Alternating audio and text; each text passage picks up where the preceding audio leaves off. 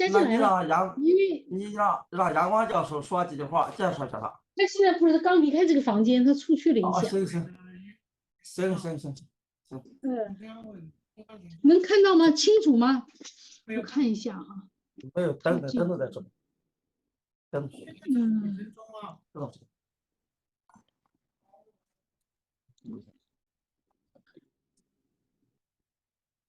看一下。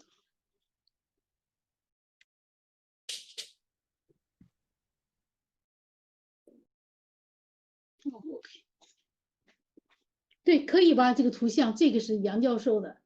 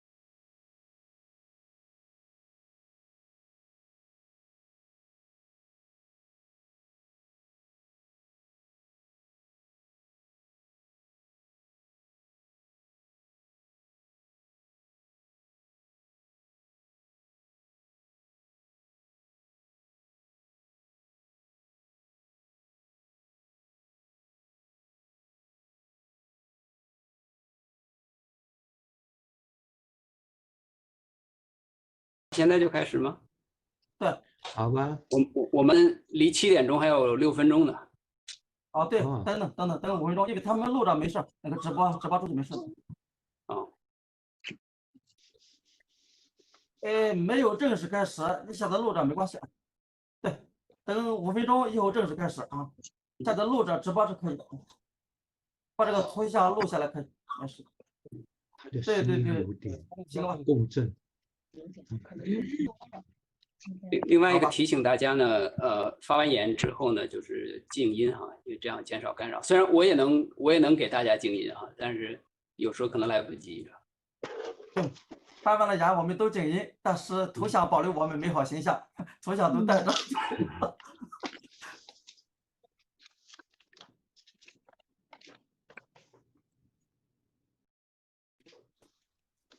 先静音。对，这边。杨教授好。哎，你好。听到了吗？各位都好。我让大家给大家。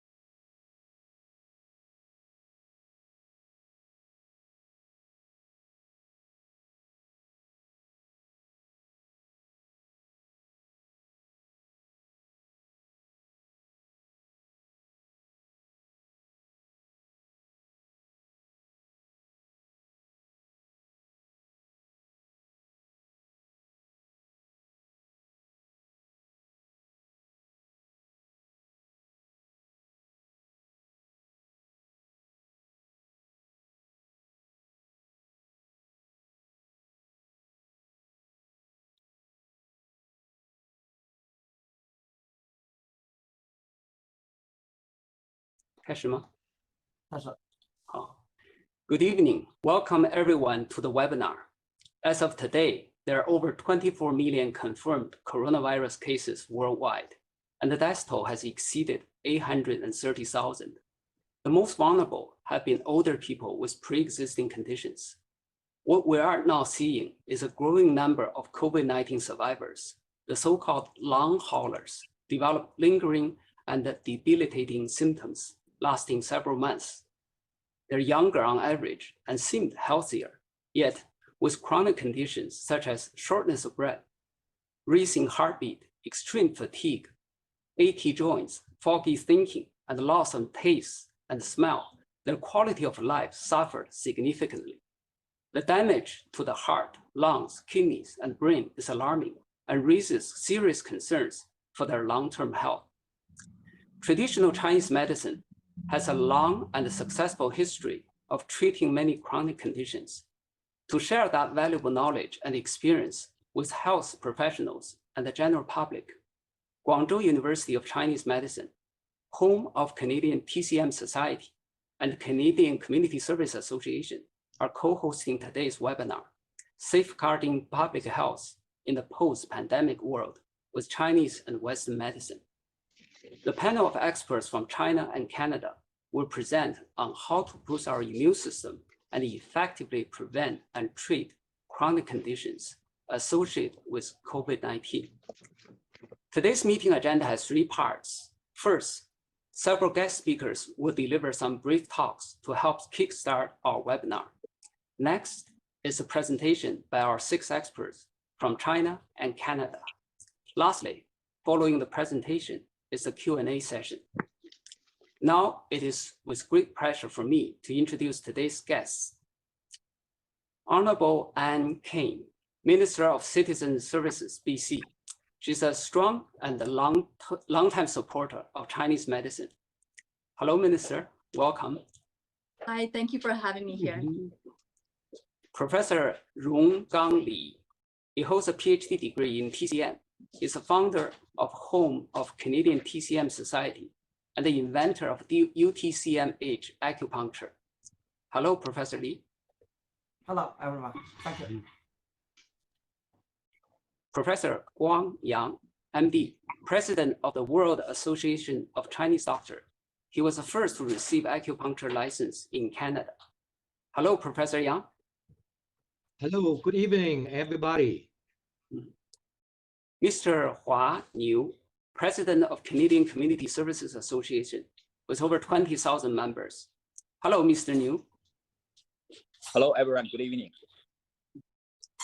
Professor Min Li, Doctoral Supervisor from Guangzhou University of Chinese Medicine, Deputy Dean of Clinical Medical College of Acupuncture and Moxibustion and Rehabilitation.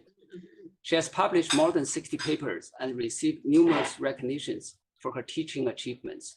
Hello, Professor Li. Hello. Associate Professor Xiaohu Zhang. He holds a PhD in TCM from Guangzhou University of Chinese Medicine. He has 19 years of extensive experience teaching Huangdi Neijing, conducting scientific research and clinical practice. Hello, Professor Zhang. Hi, everyone. Dr. Guo Jishi. He holds a PhD in acupuncture from Guangzhou University of Chinese Medicine. He's also a postdoctoral research fellow in science of Chinese pharmacology. Hello, Dr. Li. Hello, everyone. It's my honor to be here. Professor Zhao Zhicheng. He has written and published. He has written and published 19 academic books and more than 80 papers. He has effectively treated more than 6,000 patients with Chinese herbal medicines in Canada. Hello. Hello, everyone. Hello. Okay, so now we'll welcome our first guest speaker, Honorable Anne Kane. Please go ahead. Hi, and good evening, everyone. My name is Anne Kang. I'm the member of Legislative Assembly for Burnaby Deer Lake and also the Minister of Citizen Services and Minister responsible for multiculturalism. 大家好，我是康安里本纳比鹿湖区省议员，也是卑诗省公民服务厅长。I am so excited to be here today to provide remarks for this event, Chinese and Western medicine experts to safeguard public health in post-pandemic. Traditional Chinese medicine has played an important part in contributing to the health and wellness of British Columbia. And I would like to take this opportunity to thank all the TCM doctors here for your services. Our BC provincial government has made notable steps in TCM, and I'm so proud of ICBC's move to cover acupuncture treatments, which is a good and important step that our government has taken toward greater inclusion of traditional Chinese medicine. Our government recognizes how important it is to have a wide range of health supports that are culturally inclusive, available to injured drivers. Over the past years, I've had many roundtable discussions with many TCM doctors, and what I've heard is what a difference the inclusion of TCM to vehicle injury recovery has made to increase care for those injured in a crash. Finally, I would like to congratulate all the organizers for hosting this very successful event.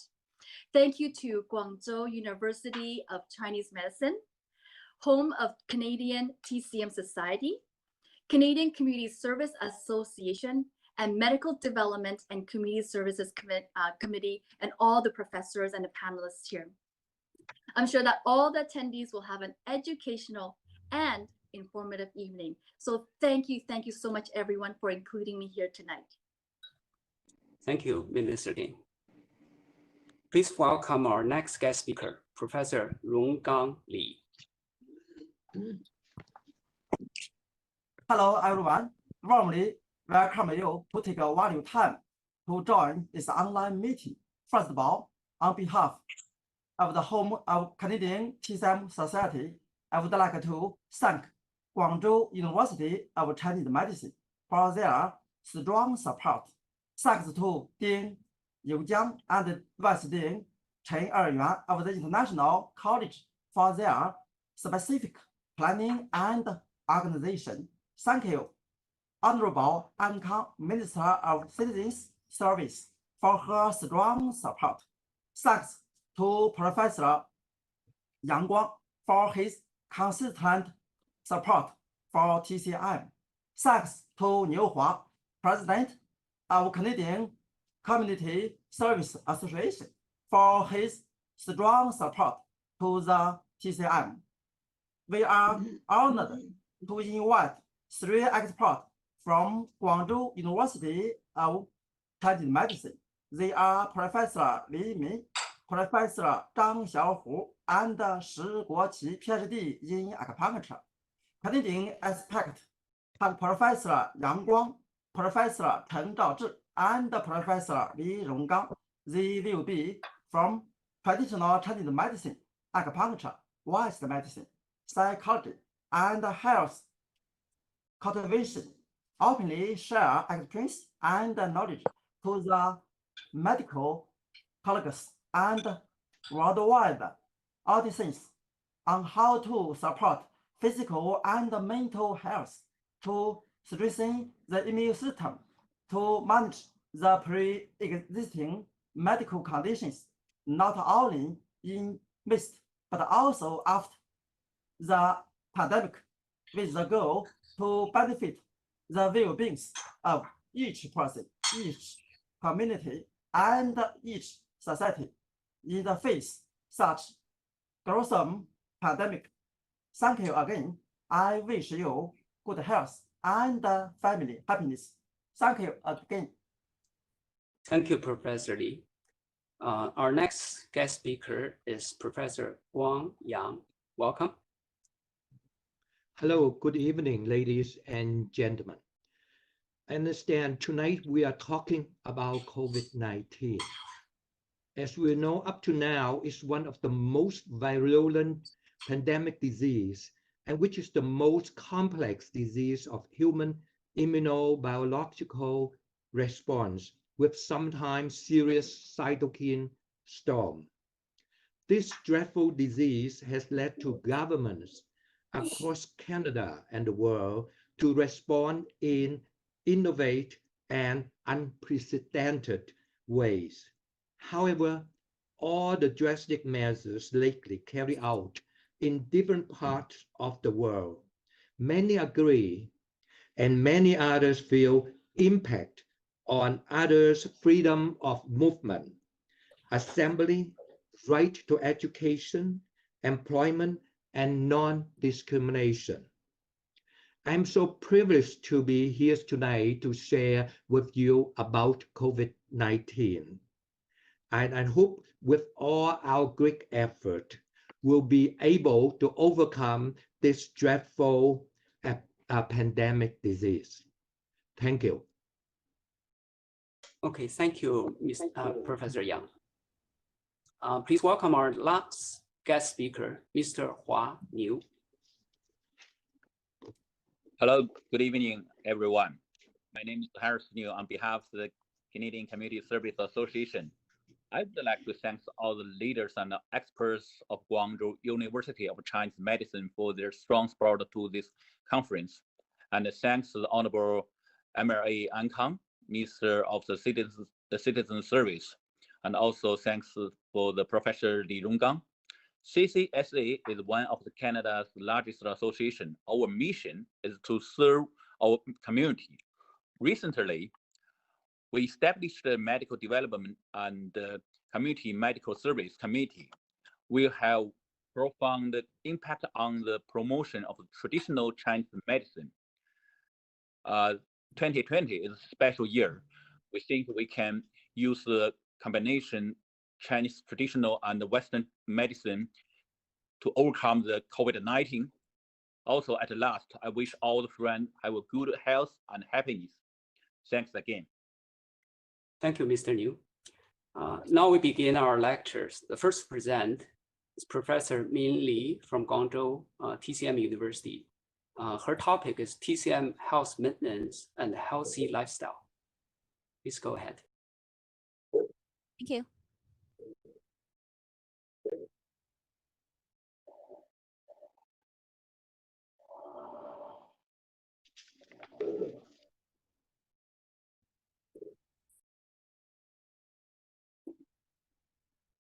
Hello. And our topic, my topic is TCM relation to COVID-19. I changed it. And then this is my introduction and I showed it here. See the background, 2020. Can you hear me? Hello? Yeah, we can Can you hear. hear? Yes. Okay. Yeah, we can hear. Okay. 2020 is a new beginning, but just at the time of Spring Festival, the Chinese people once again face the virus crisis. It's COVID-19 provoke people panic. Only 17 years since the last SARS in 2003. From that day till now, COVID-19 attacks the people in the whole world. In the face of this world campaign for COVID-19, our TCM has its own point of view and strategy. So TCM played a very important role in the fighting against the outbreak. So facing COVID crisis, how can TCM recognize it and how to prevent it? This is my topic. And then first I will talk about how to recognize virus in TCM. And the second is, how does TCM treat COVID-19? We are familiar with this picture because there's TCM doctors, and then this is Herb, and this is an old doctor to use 4 diagnostic methods to treat the patient. And our TCM, it is reaching theory and practical treatment and understood and adopted in more and more countries and regions in the world. We didn't doubt it. Because there was no microscope and other instruments in Asian Chinese medicine. So the understanding of infectious diseases was not based on etiology. we are so different from Western medicine. It paid more attention to the deconstruction of passengers represented by viruses after they acted on the human body. This is the focus. TCM realized viruses from the course of it. It is very different from Western medicine. And because the origin of the virus, whether it is laser mucosa or respiratory tract, is outside the visceral, from outside. So it is called exogenous passenger. Perhaps Mr. Zhang Xiaohu will discuss it in detail. This is generally referred to as invasion of exogenous pathogenic factors. According to the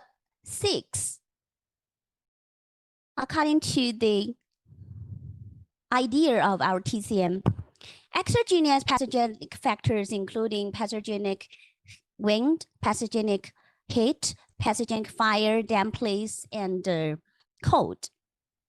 And for COVID-19, the presentation of COVID-19 is high fever and cough, dry mouth or bitter mouth, or expectoration, or yellow or white phlegm, abdominal distension and constipation, smooth or slippery mouth, and red tongue, yellow or greasy fur. So we just look at the presentation of COVID-19. So from the view of Chinese, from view of TCM, which we know it is from outside. It is a kind of exogenous pathogenic factors. And we can analyze it in detail later. So for COVID-19, for this kind of virus, diseases caused by bacteria and viruses, this is the idea of Western medicine, ultimately make people in a certain state. It's a kind of syndrome. So our TCM is good at adjusting the state.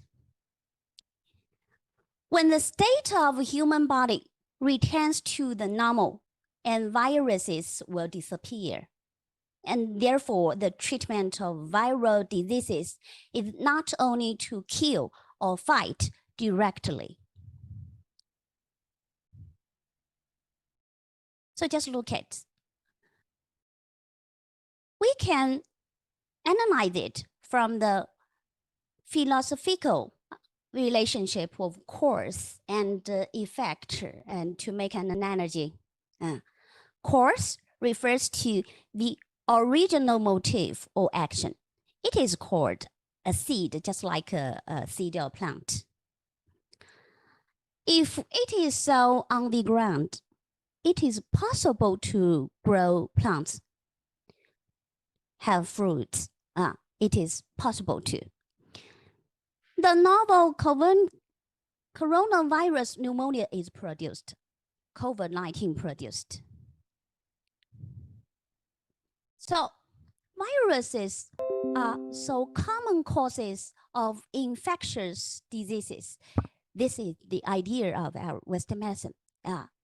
If viruses are common causes of infectious diseases, affect the human body, may produce diseases or results.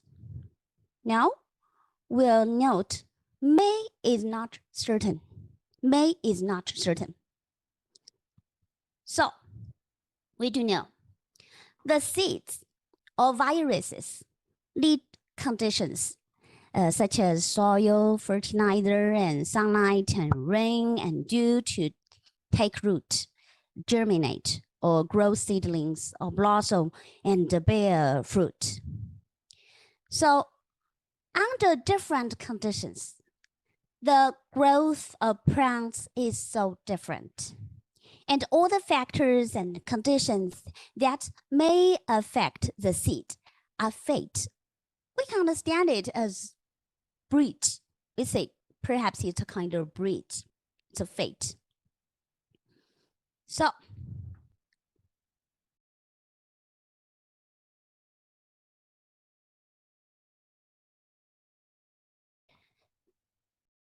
If a seed is placed in Apollo ice, no matter how long, it won't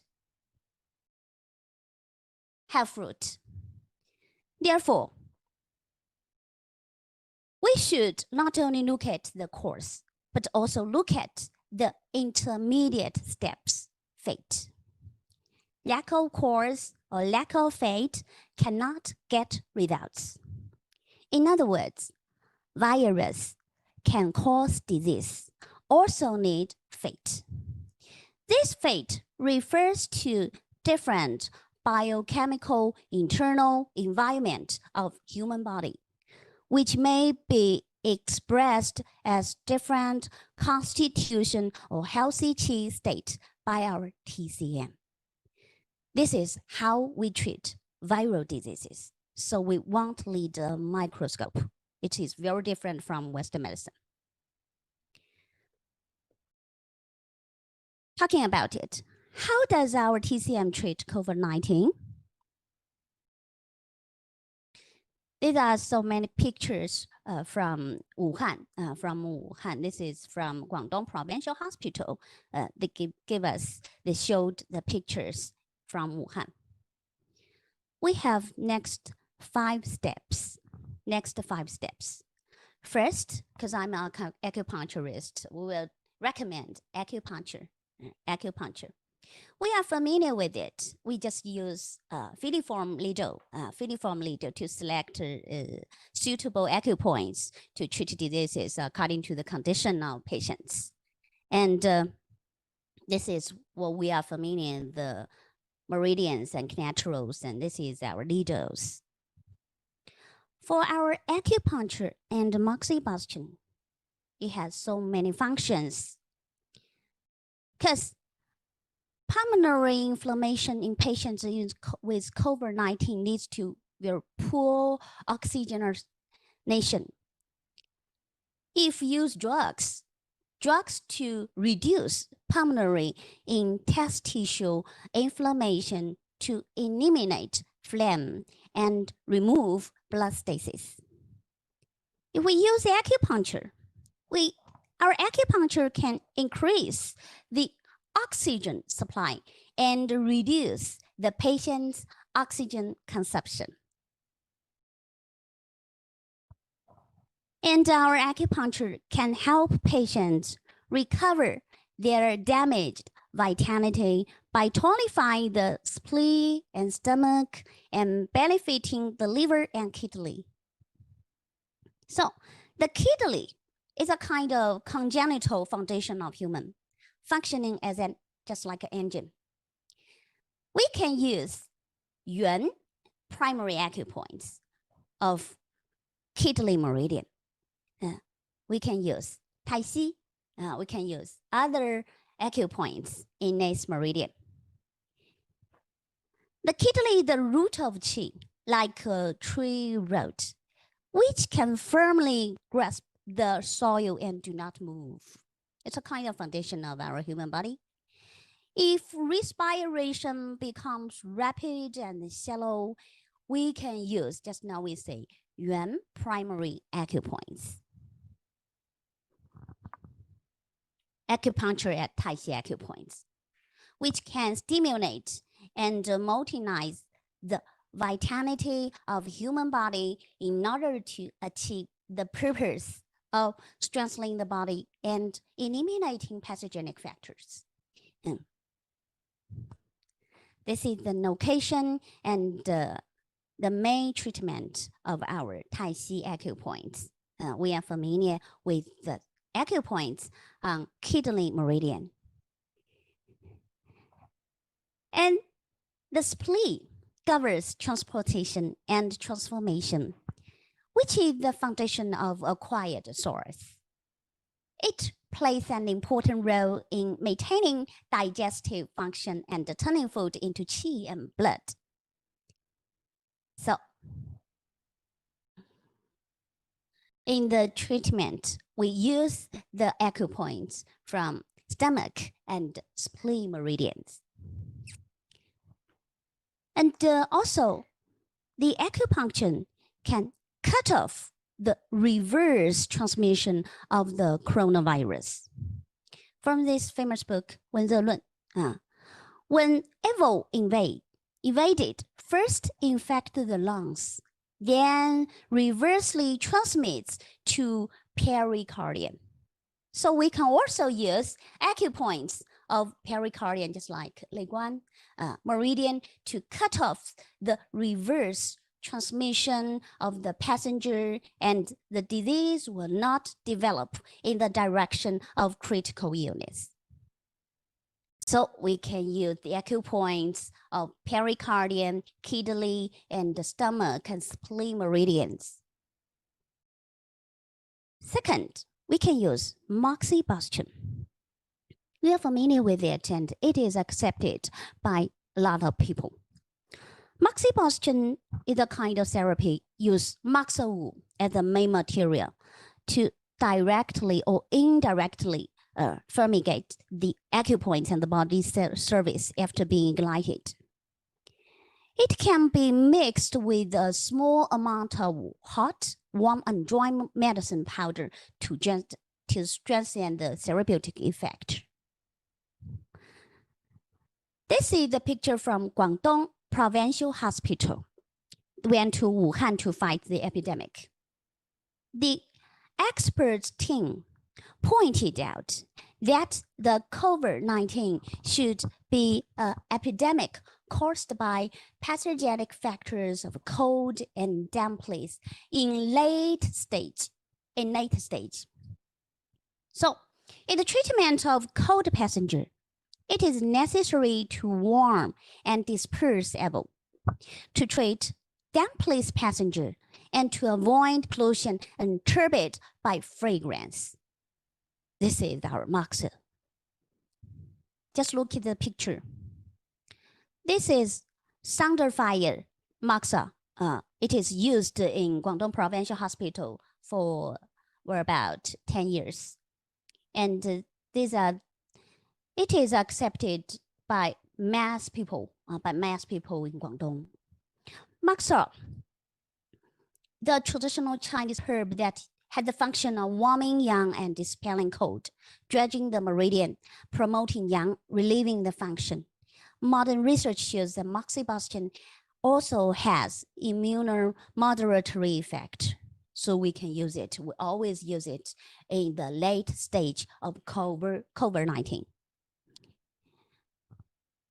And the acupoints in governor vessel and the conception vessel, 神阙, 气海, and in stomach 36, 足三里, we always use this kind of acupoints to put moxa on it.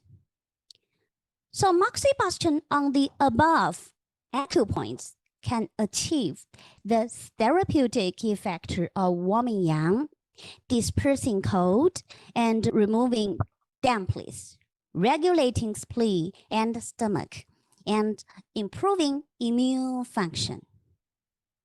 So we always use moxibustion. And the third one is scrape therapy. It is so common and it is simple. A lot of people can use it. And this is the ways of using scrape therapy. Just select appropriate scraping equipment, dipping in cooking oil or water and other media on the body surface, scraping friction gently downward or from the inside out, repeatedly scraping. So just look at the picture. They use it in Wuhan in the patients. For the meridians, we choose to do the scrape therapy. We use lung meridians and bladder meridians, and it can relieve the patient's anxiety, insomnia, dizziness, headache, and other discomforts. And this is a picture. And 4 is auricular point plaster therapy.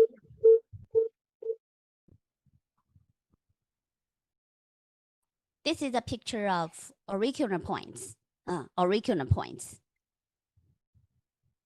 Auricular points plaster therapy is a kind of external therapy which uses adhesive tape to paste the seeds of 王不留行 accurately to the auricular points and give them appropriate leading, breathing, pinching so as to produce stimulation and induction of acid, numbness, distension, and pain to achieve the therapeutic purpose. So the patients in Wuhan, they use this kind of therapy, and this is from the nurses of Guangdong Provincial Hospital.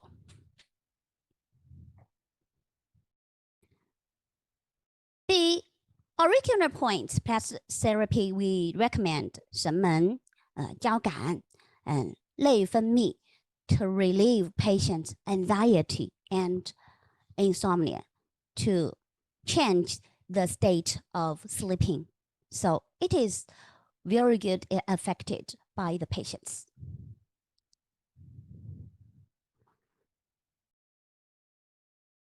Accepted.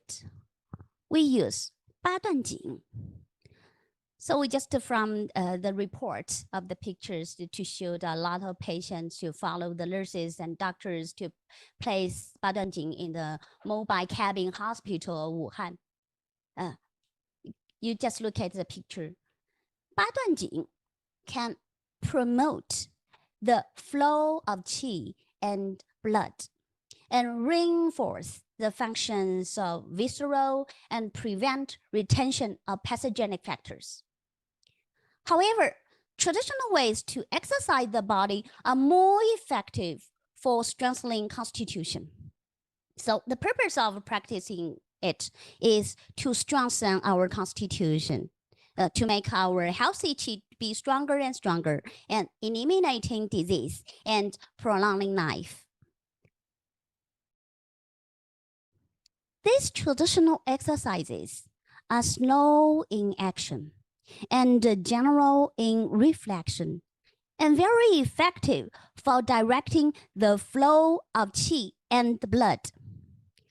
They combine static actions with dynamic activities, effective for regulating both yin and yang without damaging tendons. So just look at the pictures from Wuhan hospitals. They played it, they accept it. And after practicing it, it becomes stronger and stronger, and say the 八段锦 is so good. So in our Guangdong Provincial Hospital, in the first affiliated hospital, and in our university, we practice it every day. This is the 八段锦 6 sections exercise, and I use 2 hands to regulate 三焦 and just like to bowing. And the third one, the fourth one, 5th and 6th, 7th and 8th. So today, we just talk about how our TCM recognize and how to treat COVID-19. This is a summary. For thousands of years, TCM has not only made great contributions to the prosperity of Chinese nation, but also has a profound impact on world civilizations, including exact curative effect of our acupuncture and moxibustion, and the contribution of TCM to mankind is so obvious to everybody. With the increasing demand of human healthy maintenance and disease prevention and treatment, Chinese medicine will play a more and more important role. And thank you. Thank you. This is the end. Thank you, Professor Li. Indeed, a lot of focus has been on using herbal formulas to treat COVID-19 patients in China. Professor Lee showed us that acupuncture, moxibustion, stripping, 八段锦, there are many methods that can be combined to achieve good results. This definitely expand our tool set. Our next presenter is Associate Professor Xiaohu Zhang. His topic is discussion on the prevention, treatment, and rehabilitation of COVID-19 based on 黄帝内经 theory. Please go ahead.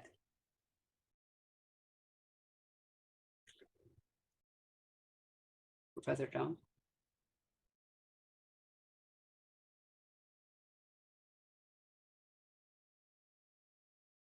Thank you, everyone. It is an honor to be here today to talk to you. I'm a 黄帝内经 teacher. That's why I chose this topic to talk to you today. Discussion of the prevention, treatment, and rehabilitation of COVID-19 based on 黄帝内经 qi theory. 黄帝内经 is one of the 4 classics of Chinese medicine. It is regarded as the root of Chinese medicine. 黄帝内经 has an abundant amount of theories which deeply influences the way Chinese medicine doctors diagnose and treat diseases, including pandemic, which is called Yi or plague in 黄帝内经. So my topic about COVID-19 will start from qi theory of 黄帝内经.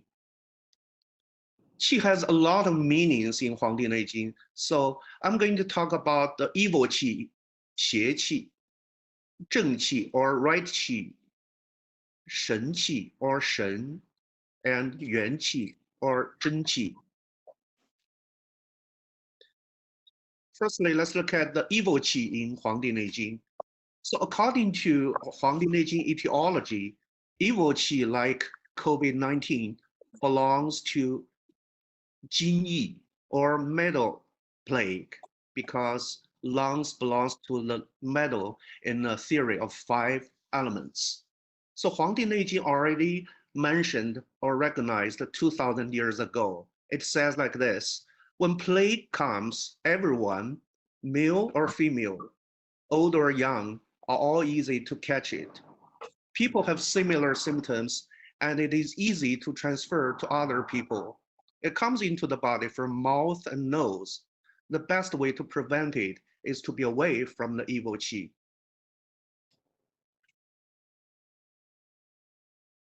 Which already told us how to avoid evil qi. So except these following common suggestions, such as keep social distance, wear a mask, wash hands frequently, do some exercises, keep house clean and with ventilation, not to touch or eat raw meat, go less frequently to public places. 黄帝内经 also mentioned some other ways to avoid evil qi, such as use some fragrant and poison clearing herbs to boil and wash your body and make you sweat to clear away the evil qi or the virus, or soak your feet. So according to my experience, I think the herbs such as 佩兰, 薄荷, 藿香, 苍术, 贯众, 艾叶, 檀香, 玫瑰花, rose flower can be used.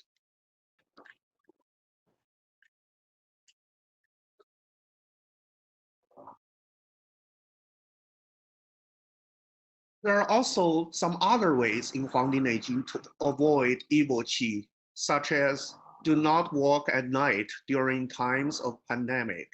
Do not go too far away from home because it thinks these activities were higher risk. Like 黄帝内经 said, during the day when the sun is shining, UV can help restrict COVID-19. And during the day, people's immune system is stronger. But in the night, yang qi or immune system is weaker, so it is easier to catch the evil qi or the virus. Also, going too far away from home exhausts the zheng qi and can be unpredictable with environmental change to catch the evil qi or the virus. Also, Huang Di Neijing suggested that to avoid fatigue is also a good way to keep the virus away, because it thinks that fatigue, which to a large extent means qi, exhaustion, is a basic reason to cause many acute and chronic diseases, including pandemic. So in Huang Di Neijing, it says, 无妄坐牢, which means people should not make themselves feel physically fatigued, mentally fatigued, or sexually fatigued, especially during the pandemic time. Everything should be in moderation. It also says, 生病起于过用, which means excessive factors cause diseases. So like it says during the pandemic time, people should keep their diet, emotions, exercises, sexual activities, etc. in moderation to avoid evil qi. So how to treat evil qi according to Huang Di Neijing theory? I think there are three basic principles should be considered. The first one is to seek the reason. And the second one is doctors should treat the pandemic based on syndrome differentiation. Also, the treatment should be based on individuals, different environment, and time.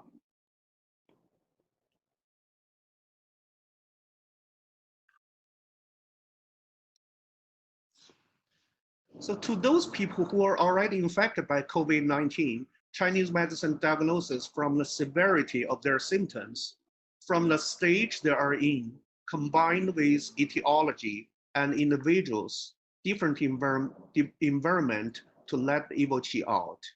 So generally to say, according to patients in China, we think that the etiology of COVID-19 is related to the 5 factors.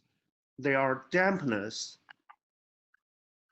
heat, poison, deficiency, and blood stasis. The first one is dampness. Most COVID-19 patients have symptoms, and their symptoms are mostly fever, cough, sore throat, lassitude, muscle pain, bad appetite, nausea, loose stools, thick and greasy tongue coating, which are typical characteristics of dampness from Chinese medicine. The second one is heat. Most COVID-19 patients, they have fever, and also the heat, according to Huang Di Neijing 5 elements theory, it can attack the heart or pericardium because lung can restrict the heart. So people can't breathe or may have heart pain or heart failure or even heart attack. The third one is poison. One aspect of COVID-19 is damp poison. So when it enters the body, it causes symptoms quickly, and some people have very severe symptoms like asthma, heart attack, etc. The other characteristics of COVID-19 is that this poison can attack the organs, which causes dysfunctions of the organs and even damages of the organs, which is why we saw a lot of COVID-19 patients, they had liver, kidney damage and heart attack and blood clots. So the fourth one is deficiency. Deficiency here means 正气 or right qi deficient, or low immune system or sensitive immune system according to Western medicine. So usually people who got COVID-19 have deficiency of 正气. And after they got the virus, if their 正气 is not that deficient, they have no symptoms or slight symptoms. However, if their 正气 is very deficient, they may have severe symptoms such as older people or people with chronic diseases. So as time goes on, COVID-19 stays in the body longer. It exhausts the qi, blood, and body fluids. This makes a weak body even weaker. So the fifth factor is blood stasis. When the virus stays in the body longer, the heat may injure our blood circulation or cause blood stasis. This is why we saw some COVID-19 patients have microcirculation problems, or they had interstitial lung disease, which all belong to blood stasis. So for COVID-19 patients, since we paid attention to the etiology and the patient's physics, the stage of the disease, severity of the disease, and the age, gender of the patients, and even the geographic locations, so we got satisfactory treatment. And also, we actually had several versions of 清肺排毒汤, which is the basic formula in China that we used to treat COVID-19 patients. We found that patients, they have different types. Some had damp heat, some had damp cold, some had damp phlegm and blood stasis. So that is the most important treatment principles of Huangdi Neijing. Seek the reason, treatment based on syndrome differentiation, and on individuals, and on different environment. The Huangdi Neijing also have a very important theory called holism. It says like this: if yin-yang keep balance, the body will be healthy. If 5 zang organs are harmonious, our body will be healthy. So here are some questions some people may ask. Does Chinese medicine have only one way to kill the virus or fight with the virus? I think the answer is no. And actually, in order to answer this question, we have to think about, after infection of virus, why some people have slight symptoms, or some people have severe symptoms, and some people, they just carry virus without symptoms. We can regard the virus as a seed. Dr. Li Ming also mentioned this. We can regard the virus as a seed in our body. For the seed to grow, it needs soil, fertilizer, sunshine, and water. When these conditions are different, the seeds grow differently. Some tall, some short, some grow slow, some grow fast.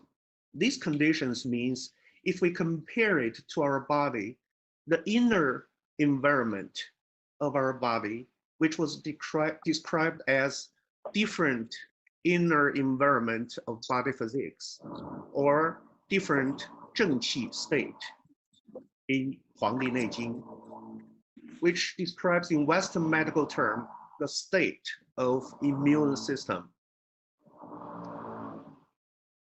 So obviously, in order to change the result, Chinese medicine can fight with the virus directly, or improve the inner environment or immune system, or combine them together, fight the virus, and at the same time, improve the inner environment.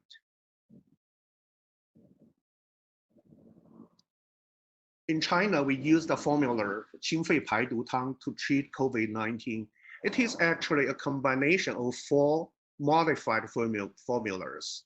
One is 麻杏石甘汤, which treats the wind and cold on the surface, but phlegm heat in the lungs, let the evil qi out.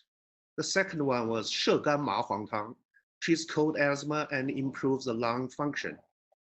The third one is 小柴胡汤, treats fever and nausea and vomiting, etc. The fourth one is 五苓散, accelerates the qi movement and clear away the dampness by urination. In 清肺排毒汤, there are 4 more kinds of herbs: 山药, 枳实, 陈皮, 藿香, solve the respiratory and digestive system problems such as suffocation, constipation, diarrhea, and swollen feeling. So about a month ago, I read this article from China TCM newspaper titled Exploration of the Action Mechanism of Qinfei Paidu Tang from the Molecular Level. And it says Qinfei Paidu Tang was effective for more than 90% of the patients. In Qinfei Paidu Tang, there are 948 kinds of chemical components, work on the 790 potential target proteins. Many of these active components worked for the whole process of virus invasion into the cells, restricting viral replication. This formula protects the patient's body from many aspects. It not only restricts the virus, but also improved the inner environment, which makes the virus have no way to exist. As a Chinese medicine doctor, I think what we can do when we treat COVID-19 patients is that on the basis of Qinfei Paidu Tang, we should be flexible and regard it as a basic formula and add or take away herbs according to different people's geographic location, severity, basic physics, and severity of symptoms. So we can do our best to cover multi-systems, multi-organs, and multi-targets to improve the treatment outcome. This is actually mentioning 黄帝内经 检查阴阳所在而调之 以平为期, which means to recover the balance of yin qi and yang qi. Also can be explained as holism. Human being's body is an organic whole to adjust multi-systems, not just the lungs. So by recovery of yin-yang balance and 5 organs, Chinese medicine makes the body have a stable inner environment, which means by Western medicine, the 4 functions of the patients will recover. They are self-adjustment, self-controlling, self-healing, and self-defensive. This is the first qi. The second qi I'm going to talk about in 黄帝内经 is 正 qi, or right qi. So 黄帝内经 said like this: if the right qi exists inside, evils cannot make disturbance. It also says if people's stomach qi is strong, they will be alive. But if they don't have stomach qi, they will die. In 黄帝内经 theory, spleen and stomach are regarded as the acquired foundation and the origin of qi and blood. This means to a large extent, when we say right qi in Chinese medicine, we mean spleen and stomach. So COVID-19 patients have fever or even high fever. Their bodies are weak and they have dysfunctional digestive system. And when doctors treat them, they have to use bitter and cold herbs to deal with the fever. But these cold and bitter herbs will impair the spleen and stomach qi. So that's why I think Chinese medicine doctors, which is true that we all used these, we all used the following methods to take care of the patient's digestive system, like give them more fluids, let them eat soft food, and give them some herbs that can supplement their spleen and stomach qi. Like some herbs such as 藿香、陈皮、枳实、山药、麦芽、鸡内金、山楂、黄芪, and 党参 can be used. Also, from the theory of 5 elements, spleen is the mother organ of the lungs. So mother-son relationship should be considered when Chinese medicine doctor treat diseases from the aspect of 黄帝内经 theory. So this is called holism. The third qi is 神 qi in 黄帝内经. It says treatments only work on the basis of right qi, except the spleen and stomach. Another way to keep the right qi strong is to keep 神 qi, which to a large extent means emotions stable. So healthy emotions are very important for patients to recover, including COVID-19 patients. 黄帝内经 always puts 神 in the first place when we do treatment and health preservation. So in Huangdi Neijing, there are many articles talking about Shen, the importance of Shen. For example, excessive or extreme anger injures liver, excessive joy injures heart, excessive thinking injures spleen, too much sadness injures lungs, fear injures kidney.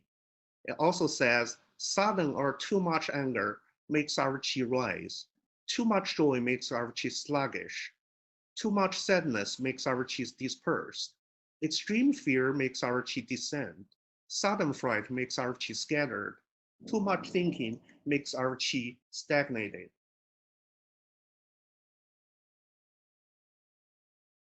Well, during the pandemic time, some COVID-19 patients feel scared, anxious, frustrated, or depressed.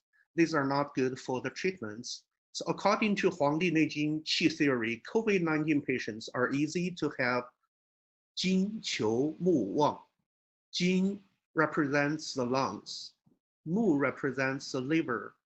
Jin restricts Mu according to the 5 elements theory. So this means the lungs restricts the liver qi too much and makes it stagnated, or the liver qi can also be out of control and becomes excessive when the lungs is sick.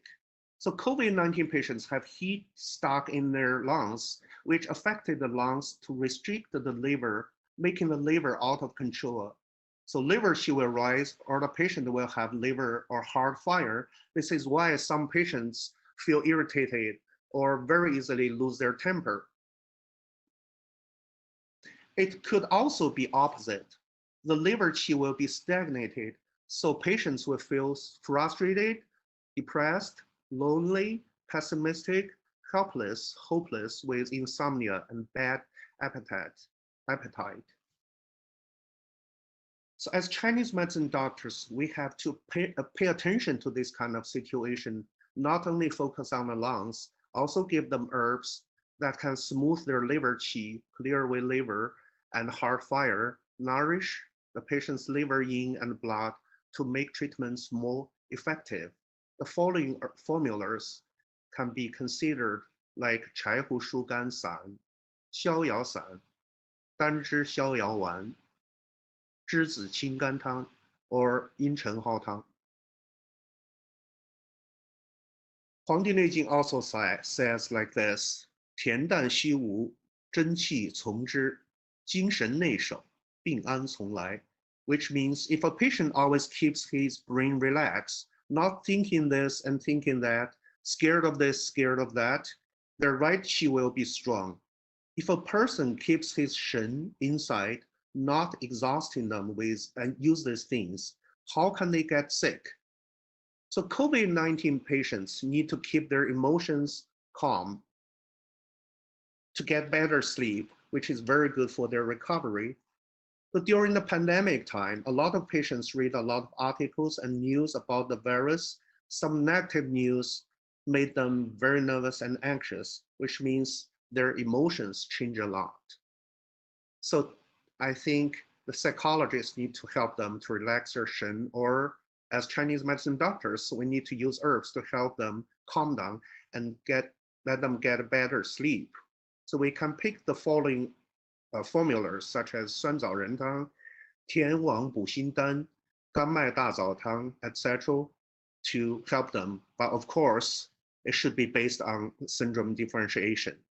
Okay, and also music and incense or moxa can be used to smooth the patient's emotions to get their shen calm. The last qi is yuan qi in Huangdi Neijing. So Huangdi Neijing thinks that yuan qi is the most important and basic qi of the human being's body. It's not only the basic substance to sustain life activities, but also an engine or original power of our body.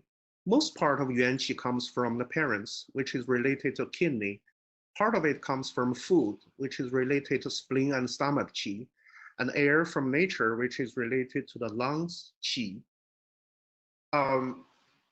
for COVID-19 patients, it is very important to improve their yuan qi, especially for the old and people who have a sensitive physique. So after the patients test negative, some patients still have qi deficiency.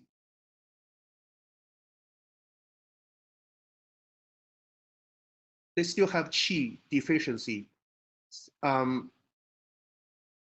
So we can use formulas such as 六味地黄 pill, 肾气 pill, 五子衍宗 pill, 六君子 pill, or herbs such as 黄香, 党参, we already mentioned just now, can be used to adjust their immune system and supplement their yuan qi. Also, I think marks or acupuncture acupoints can be used too, which Dr. Min Li already mentioned. Like we can do acupuncture moxa on GV4, UB23, CV6, or CV4. These acupoints can recover people's yuan qi. Okay, that's all I want to say. Thank you very much. Oh, thank you, Professor Zhang. Huangdi Neijing is indeed a classic, right? A classic becomes classic because it contains wisdom that stood the test of time. So when we dig deeper at that source, we can use perspective and valuable insights when we are faced with tough problems. Our next presenter is Dr. Guoqi Shi. His topic is acupuncture promotes the rehabilitation of COVID-19 sequelae and improves the depressive symptoms.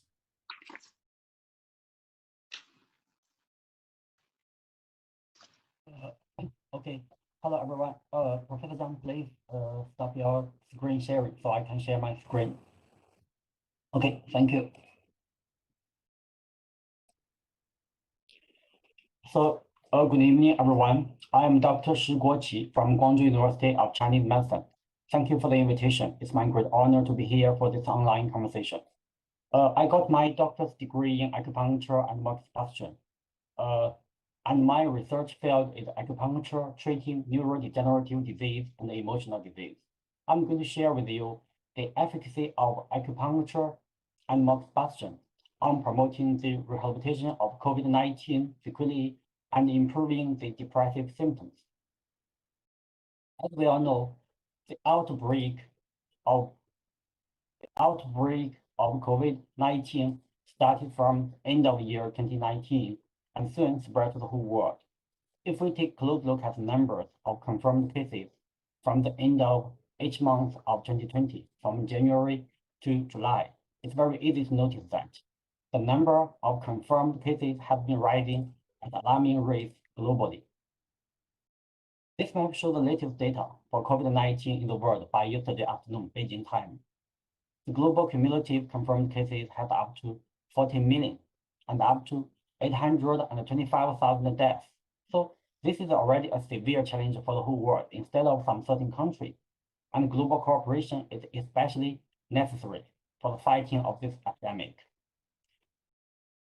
Similar to the pathogenesis of viral pneumonia, COVID-19 is pulmonary inflammation caused by the infection of coronavirus. Infection started from the upper respiratory tract and caused interstitial pneumonia, thus lower the immunity of patients and cause the symptoms such as fever, cough, oppression in chest, and breathing difficulties. Some of the patients may have some stomach problem like diarrhea. So until now, there are no specific drugs for this kind of virus. Vaccines are still under developing or in trials. The therapeutic method for treating COVID-19 is mainly applying antiviral drugs. If there are severe breathing difficulties such as respiratory distress, then ventilator or ECMO will be applied. If there are concurrent bacterial infection, then antibiotics will be used simultaneously. So systematic therapy and supportive therapy help to enhance the immune system of the patients and correct the disturbance of water and electrolyte. Meanwhile, treatment in isolation is quite essential as well. The cure rate for COVID-19 in China is over 95% according to the published data. But many of those recovered patients still suffer from sequelae both physically and psychologically, which leave doctors great challenge. As Professor Zhang just mentioned, according to Chinese medicine etiology, COVID-19 is kind of Yi or plague and belongs to Yin Yi or metal plague. So to fight against this evil qi, the inner environment of patients, which means the immune system, needs to be improved and enhanced. Except for the above-mentioned conventional Western treatment, those confirmed cases in China also accepted a series of TCM therapy, including taking Chinese medicine formula, as we mentioned, a modified Qing Fei Paidu Tang. It means lung clearing and toxin expelling, and other therapies like acupuncture, moxibustion, emotional therapy. Here are some pictures released by the Xinhua News Agency, taken from the isolation ward of local hospitals. We can see actually there are 4 participation of TCM in the treatment of this epidemic, including pulse taking and tongue diagnosis, stimulating acupoints at the back and ears of the patient, moxibustion therapy, and medicated foot bath, also emotional and exercise therapies. So to help control the disease outbreak, scientific research team of Guangzhou University of Chinese Medicine, led by the Vice President Professor Xu Nenggui and the Dean Professor Tang Chunzhi, has published a research article on BMC medicine in this June, named an evidence mapping and analysis of registered COVID-19 clinical trials in China with an impact factor up to 8.8. By analyzing and summarizing the number of new trials registered, we found that the traditional Chinese medicine therapy were frequently applied in the registered trials in China and outside China, and also the TCM intervention was proven to be effective in clinical practice. We all know that both acupuncture and moxibustion have many effects, especially for some kind of disease, and have been widely used in clinical practice. If we compare their indications with the sequelae of the pandemic we mentioned previously, we can find the reason why acupuncture and moxibustion therapy can be so widely used in the treatment and the rehabilitation of these confirmed infections. Acupuncture and moxibustion therapy are effective for many sequelae of this pandemic, especially for the pulmonary symptoms. As early as this February, the China Association of Acupuncture and Moxibustion has released the guideline for intervention of COVID-19 with acupuncture and moxibustion. By stimulating the specific acupoints along meridians and channels, acupuncture and moxibustion can regulate the circulation of blood and qi of patients and enhance their immunity. The respiratory symptoms such as excessive phlegm, cough, chest tight can be relieved remarkably. However, this epidemic has caused great panic in society.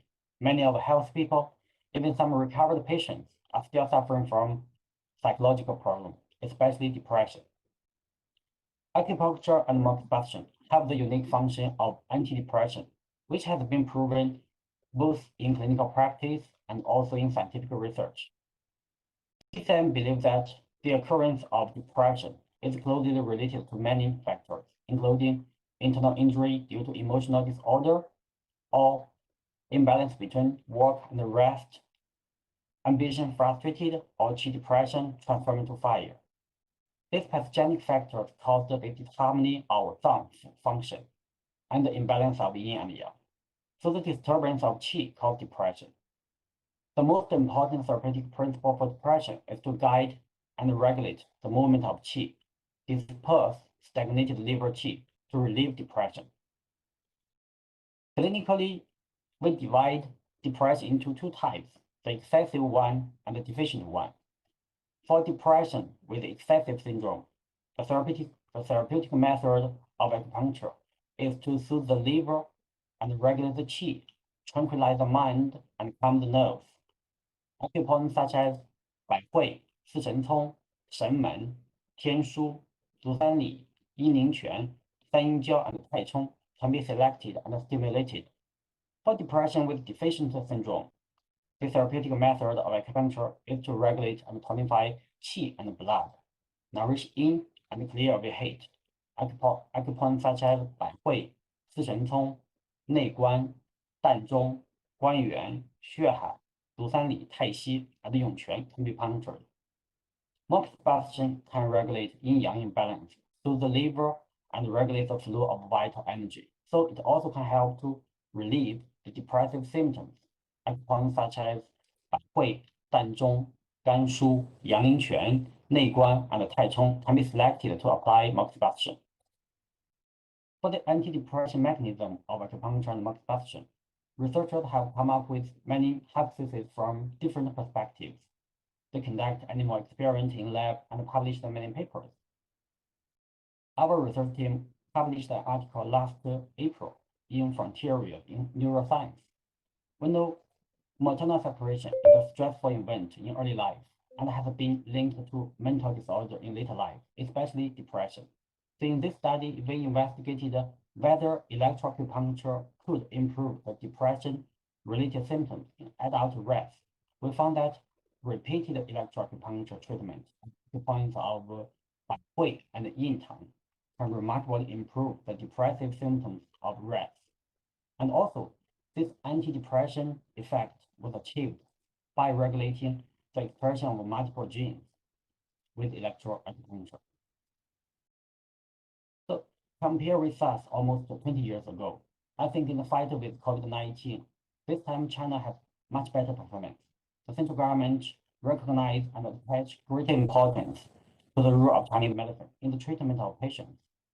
In Wuhan, 390,000 bags of decoction and 500,000 doses of compounded granule were distributed to the local designated hospitals or mobile cabin hospitals. Also, patients from the neighbor countries also tried this kind of decoction and other TCM therapies and achieved quite good therapeutic effect. In the 11th of this month, Professor Zhang Boli, the president of Tianjin University of Chinese Medicine, he was honored with the title of Hero of the People by the state. He said this honor belongs to TCM and all the medical staff. While in provincial level, Guangdong province enjoys the best atmosphere of TCM in China, I think. We have the strong financial and political and policy support from the provincial government. More importantly, people in Guangdong, they like Chinese medicine, they trust Chinese medicine, and they prefer to see Chinese doctors when they feel uncomfortable. Every year, there are up to 7.5 million patients come to Guangdong Provincial Hospital, Chinese TCM, ranked first in national TCM hospitals. Every day, there are more than 10 tons herbal medicine, about 1 truck, are delivered to the hospital and then distributed to patients. This kind of trust towards TCM is important, especially during this epidemic time. So TCM provides people, especially the local old people, not only healthcare, but a kind of great psychological comfort. By 24th of this month, there are in total 1,730 confirmed cases of COVID-19 patients in Guangdong province. Among them, 1,627 cases have received treatment combining Western medicine and TCM intervention, up to 94%. So in the post-epidemic time, the epidemic prevention and control measures need to be implemented continually. Meanwhile, more attention needs to be paid to the mental condition of the people. For educational institutions, strict prevention and control measures are necessary because the autumn semester is coming. So only strict control can make sure all the students safe in school. Take my university, Guangzhou University of Chinese Medicine, as an example.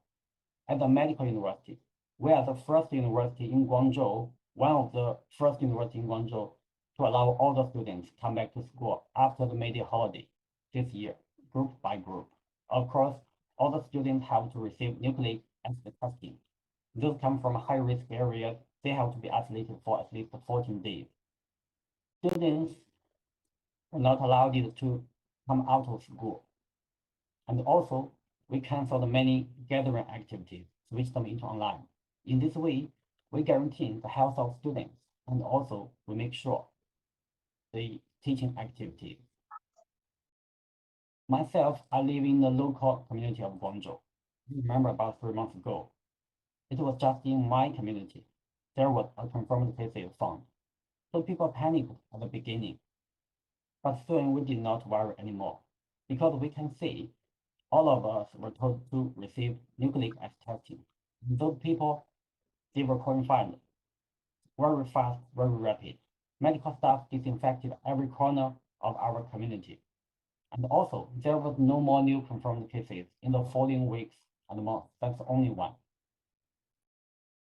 From an individual level, self-preventive measures are the key to make sure the effectiveness of public epidemic prevention. Now in Guangzhou, it is still compulsory to wear a mask, take body temperature for anyone to take bus or subway. So strong and strict control measures and cooperation from the people are both important. The epidemic is still spreading. There is still a long way to go before we completely defeat this virus. No matter Western medicine therapy or TCM interventions, they all share the same destination. That is the health and the security of the public. So instead of doubt too much or mistrust too much, I think we need more mutual understanding between Chinese medicine and Western medicine.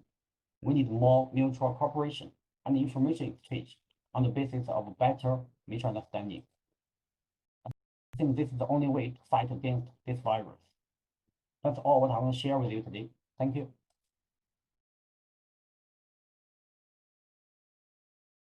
Thank you, Dr. Shi. Mental health has always been a very important issue. It becomes even more critical during the current pandemic. So using acupuncture to treat psychological issues, it shows very promising results, right? So that's very encouraging. Our next presenter is Professor Ronggang Li. His topic is UTCM acupuncture to regulate sub-health, prevention and treatment of lung diseases.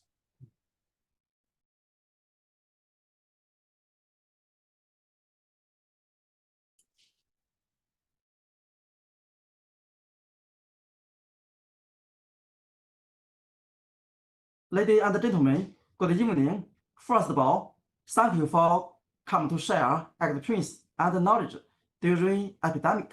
Today, my topic is UTCM acupuncture to regulate sub-health, prevention and treatment of lung disease. I'm very happy to share with you the experience of UTCM acupuncture method. I wish you in the future clinical practice to use UTCM acupuncture carry forward help patients in need. Today, my topic is including 3 parts. Please take a look.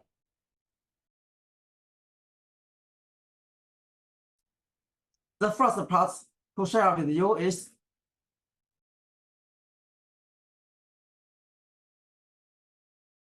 the origin of UTCM acupuncture from ancient classics, from long-term medical practice, still from UTCM Science of Acupuncture book has been published, and other books including diagnosis book, acupoint book, and acupuncture therapy book.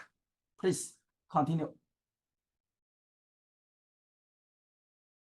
Through study of acupuncture classics such as yin-yang theory, 5 elements theory, and many others, give insights for acupuncturists to formulate disease treatment idea.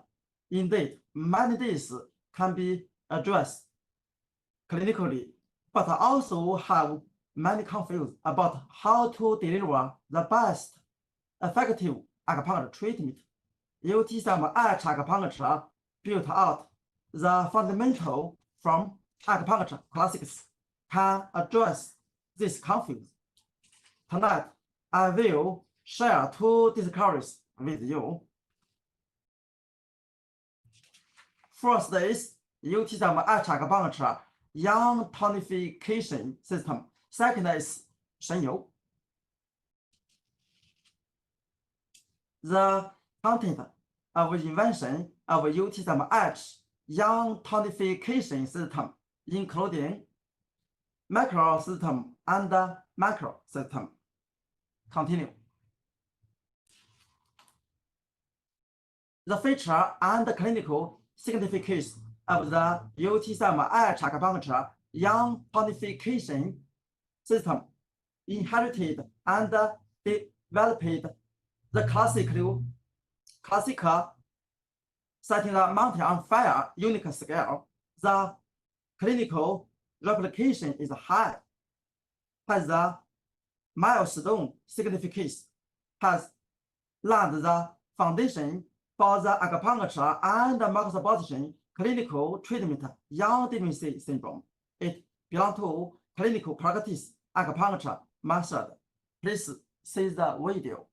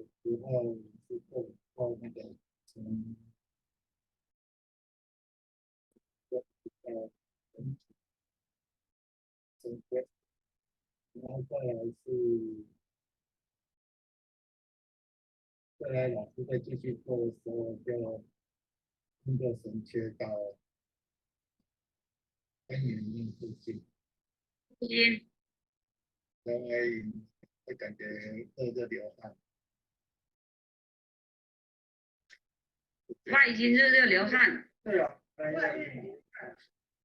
啊，那就可以治疗阳痿了，妇科病了。哦，流汗，想流汗的感觉，那就可以治疗不孕症了。治疗男性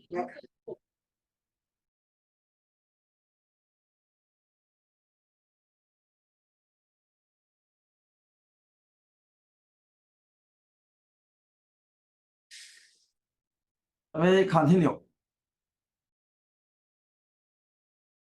The concept of 神游 after the insertion of the needle to required depths. The needle swing involuntarily we call 神游. It is the outward manifestation of the 得气得神. Force through needle, qi for acupuncture, meridian is necessary condition for 神游 to produce. The movement of the needle body is visible feature of the 神游. Continue. The clinical significance of 神游, it is the inheritance and development of 内经 theory of governing 神 to concretize and clinicalize the theory of treat 神 in 内经.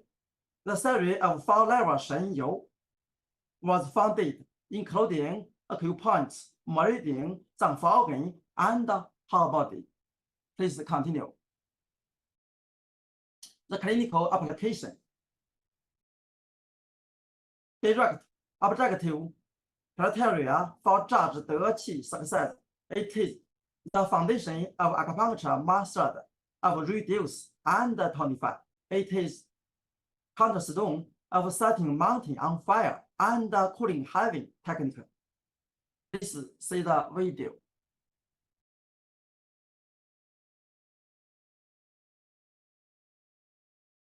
The Shen Yu's back and forth waving of the needle, which is unique to TCMH. Acupuncture. Achieving Shen Yu is an indication of effective treatment after inserting the needle to the required depth of needle swing.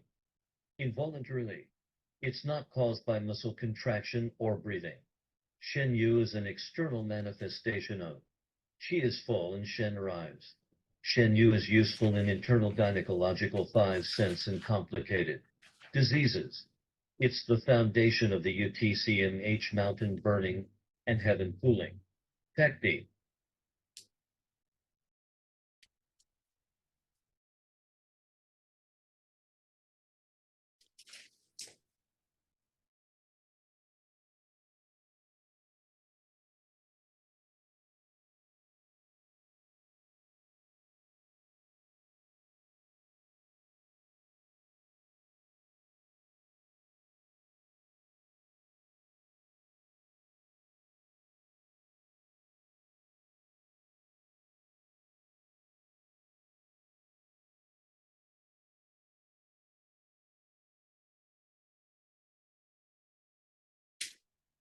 We continue.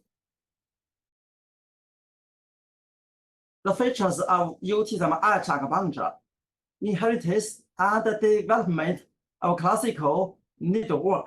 It is forming the unique series system and guiding clinical practice. It is both treat harming body and treat disease. Combination of Dao and techniques. It is operable and reproducible, strong, especially suitable for clinical needs. Explored the scope acupuncture treatment. Continue. The clinical significance of UTCM acupuncture. It is not only good treatment of pain syndrome, but also effective treatment, including internal medicine, gynecological disorder, skin disease, still including multiple complications. Tens of thousands of patients have benefited from UTCM acupuncture to heal or relieve and prolong lives. We continue. Part 2. Clinical case study. UTCM acupuncture in sub-health treatment. The concept of sub-health. Sub-health refers to the state of the body between health and disease, with many clinical manifestations. Right now, Western medicine examination is negative reaction. Case 1, short-term memory loss or inability to focus. Patient male,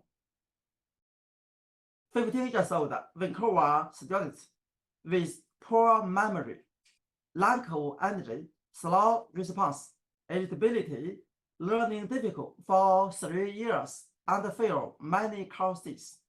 After the Western medicine examination, the school advised him to drop out of school and advised his parents to give the students mental examination and treatment. Therefore, on October 8, TCM diagnosis is Qi and intimacy with fire. Tonify the Qi, nourish the yin, clear heat. 3 times 1 week. Continue treatment for 6 months. After treatment, all the symptoms is disappear.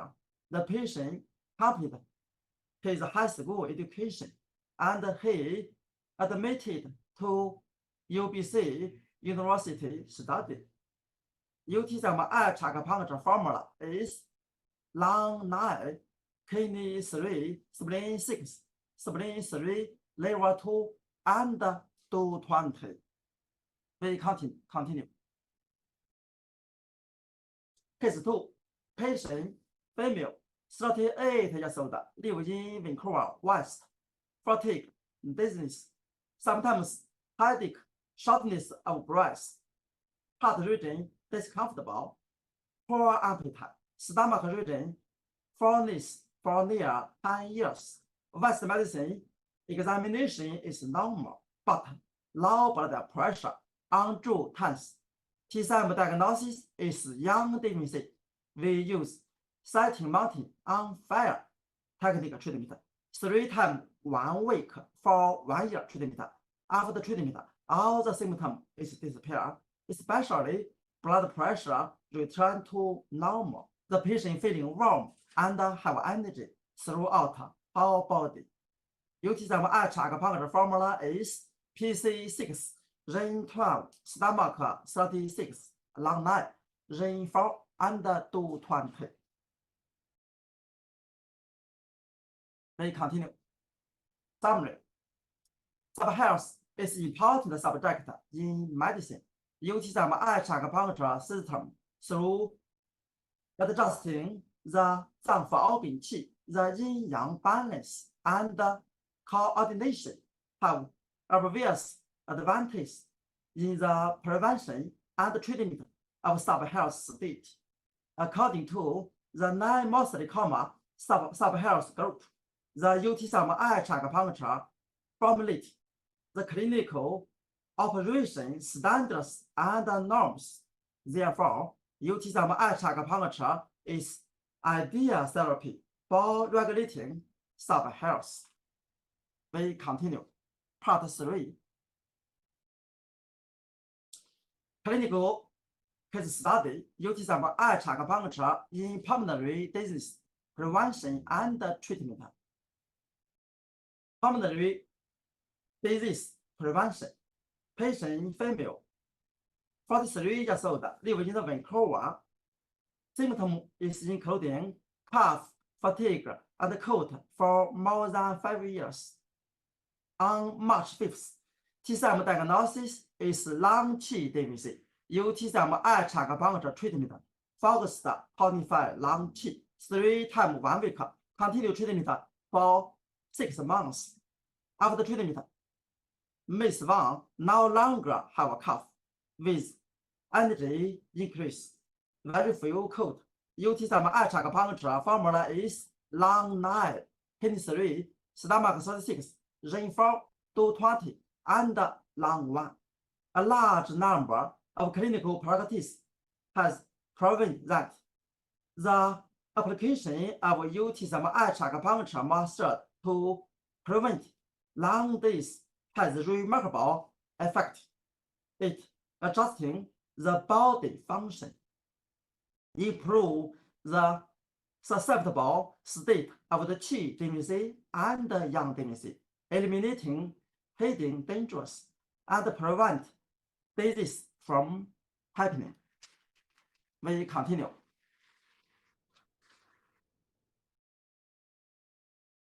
Case 1. Asthma due to deficiency of lung and kidney. The patient, female, 66 years old. Symptoms including long-term cough, wheezing for the past 6 years, easily out of breath, waist and knee soreness, visible phlegm, pale tongue, and weak rapid pulse. TCM diagnosis is lung and kidney qi deficiency asthma syndrome. UTCM acupuncture formula is kidney 7, lung 8, lung 1, and Ren 4. We continue. UTCM acupuncture operating procedure. 25 bilateral side, lung 8, lung 1, Ren 4, kidney 7. The treatment was continued 3 times 1 week for 4 months. Cough and asthma symptoms totally disappear. No recurrence for 1 year. 为 continue。Case 2。Patient male, 45 years old, with high blood pressure, sudden fever, sore throat, headache, sweating, thin yellow tongue coating, floating rapid pulse. UTSM H acupuncture formula is long 10, long 11, and long 9. We continue.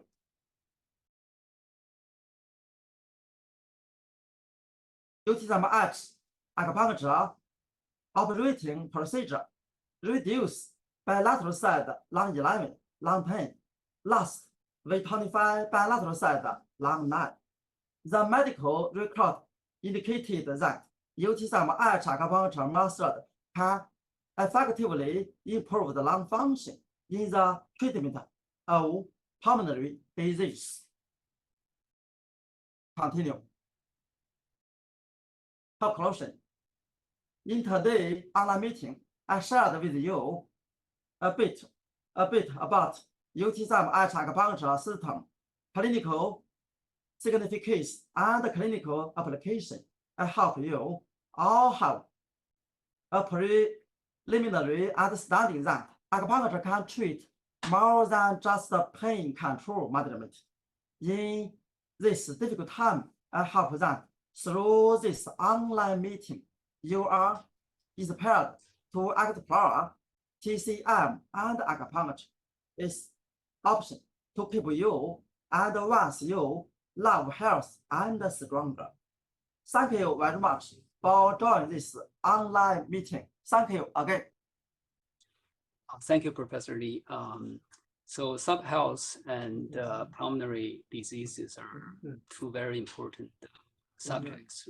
And by looking at those concrete cases, complete with symptom descriptions and pressure point selections, I think the acupuncturists among us can learn quite a bit. Our next presenter is Professor Guangzhou. His topic is study on the methods and modern mechanism of traditional medicine to enhance human immunity. Please go ahead.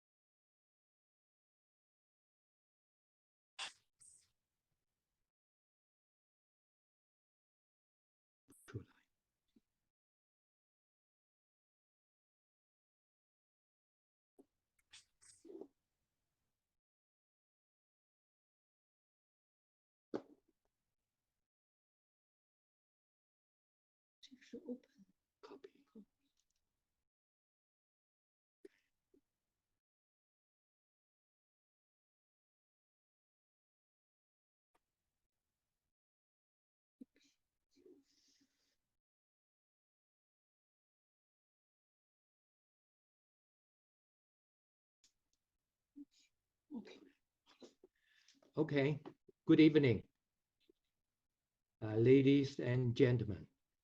How about the sound effect? Is it working okay? It's very clear. Okay, good. Okay, after we heard all the very exciting and interesting lectures, we really learned a lot. And now I'm going to present to you about the COVID-19 impact and its future outlook.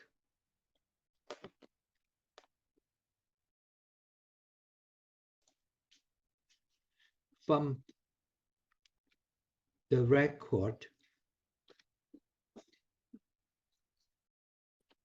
from the record that we can see, there were more than 300 epidemic and pandemic disease recorded in our human history.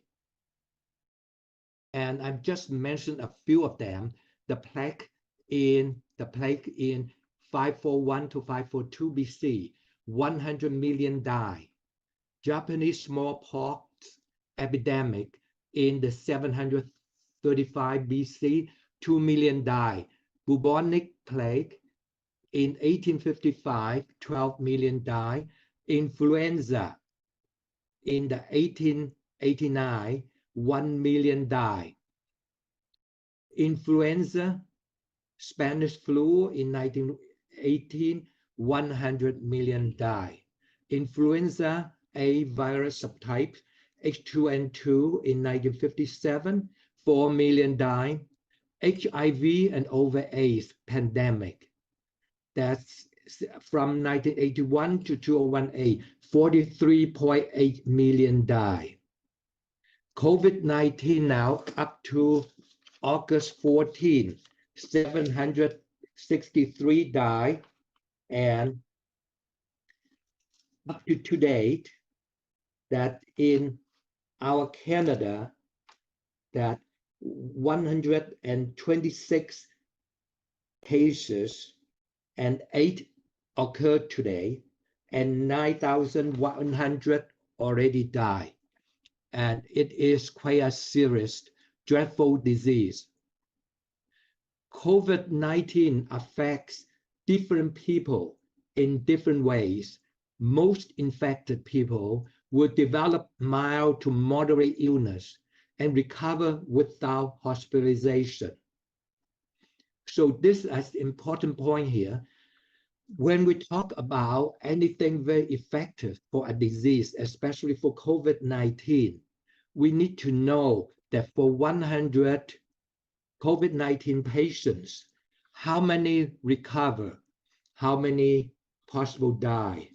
So according to up to now statistics, with all the treatments, symptomatic supportive treatments or Western medicine way of treatments or the traditional Chinese medicine treatments. So far, I got the statistic numbers, still is the around 80% all get better, and 20% of them are a little bit serious, and possible some of them die. So in order to prove that one of the way of the treatments the most effective, we need to break out this percentage. We need to improve about the hospitalization rate and also the mortality rate. If we can cut down this number, and then we can prove that the way of treatments that we carry out is effective. Otherwise, if 80% to 20% is Western medicine, traditional Chinese medicine, or possible acupuncture, may possible get the same percentage of success. And many of our lecturers already let us know the most common symptoms is fever, dry cough, and tiredness. Less common symptoms, ache and pain, sore throat, diarrhea, conjunctivitis, headache, loss of taste or smell, or rash on the skin, or on the fingers or toes or the nails, discoloration of the toenails or fingernails. Here we need to know and think why that the symptoms, so loss of or signs, so loss of taste or smell. Can we think about what is the real cause? Rarely any literature mentioned about that, but as we know, COVID-19 will make the patient has a lot of secretion from their GI system, from their respiratory system. So it's possible because the secretion cover the mucous membrane in our oral cavity or the organs, the tissue in the mouth that will affect the sensitivity of taste or smell. That's up to us to explore and improve. Serious symptoms, difficulty breathing or shortness of breath, chest pain or pressure, loss of speech or movement, increased confusion and agitation. Why increased confusion and agitation? We also need to know because as the patient starts to have difficulty breathing or shortness of breath, that means that the air exchange in the lungs is get affected. Therefore, the oxygen supply to our body is also not adequate. So as times come on, the oxygen supply to our brain tissue will be affected. So that's why we start to have increased confusion, and because of sudden change that may excite the CNS or central nervous system, and the patient may be quite agitated at times. If we notice, and if for sure, if the medical professionals noted, they always will know how to manage. But this information for the layman, if you feel that you're very uncomfortable, you're very serious, you should go to see a doctor or either go to the hospital. As we say, the people with mild symptoms who are otherwise healthy may manage their symptoms at home, okay, but that's up to their doctors to advise. On average, it takes 5 to 6 days from when someone is infected with the virus for symptoms to show, and however, sometimes it takes up to 14 days to show. So that's why that we always mention physical isolation for a possible case for at least 14 days. Usually now, we use nose and throat swab culture and also blood test for antibody test to confirm whether the patient had COVID-19. Nowadays, there's one less invasive and more economic way by using saliva for screening. It's not common yet in our BC, Canada. It may be possible to be useful soon. So, as many of us always wonder, where really the COVID-19 started, really up to now, difficult to determine or to say for sure.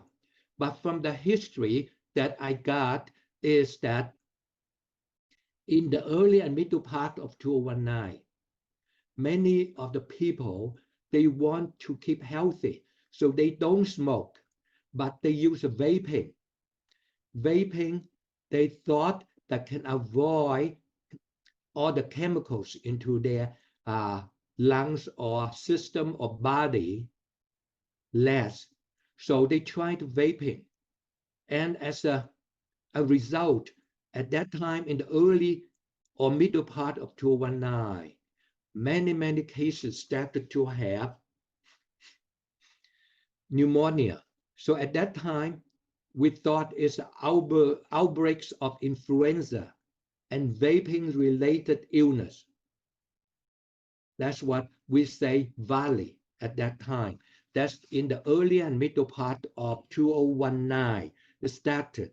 Whether that is because of novel coronavirus or not, no one really that have the test to prove at the time. So in July 2019, there's also a case that on the news that a lady in Crystal River, Florida, that infected with COVID-19 and blood test confirmed positive.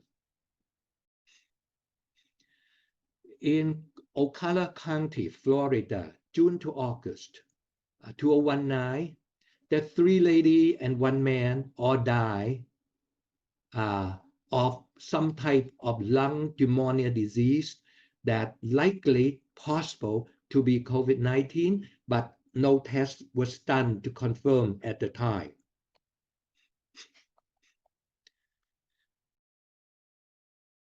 And there's also a very well-known news reporter, Chris Kumar, reported himself very clearly that he got sick of COVID-19 from October to November 2019, and indeed diagnosis confirmed COVID-19 by early April 2010.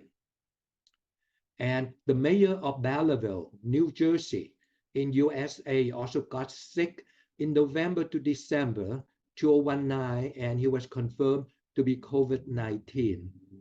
French doctor reported the first case of COVID-19 on December 27, 2019. At the same day, Wuhan, China also reported 15 cases. So with others, and it brought back that the information that there's a vaping-related lung disease called EVALI has affected finally 2,800 people and caused 68 deaths as of around February 18, 2019.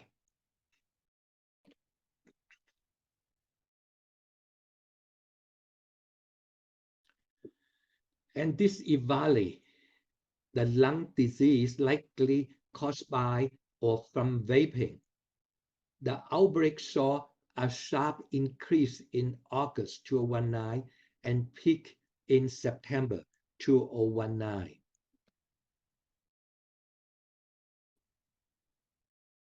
And this EVALI or vaping related lung disease, lung pneumonia, also very likely to be the same symptoms that cause or associated with COVID-19.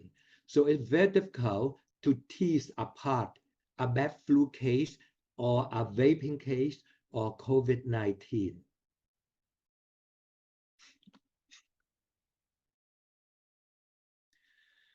In regards to management and treatment of COVID-19 up to now, I heard all our lecturers already mentioned that treatment is sometimes effective, but come out as a whole is mainly symptomatic and supportive treatments. No any definite effective treatment that we can claim. But some suggest that Gilead's remdesivir may be appropriate for some serious COVID-19 patients, but seems to be not very significant, but it may be helpful. And just for the last 2 weeks, some also suggest ivermectin 3 milligram will improve the condition of COVID-19 in 48 hours and cure the disease in 5 to 7 days. And some believe that ivermectin 3 milligram, if we add with doxycycline and zinc, simply the result is much more significant. So this is the most recent claim to be effective treatment, ivermectin 3 milligram for the treatment of COVID-19.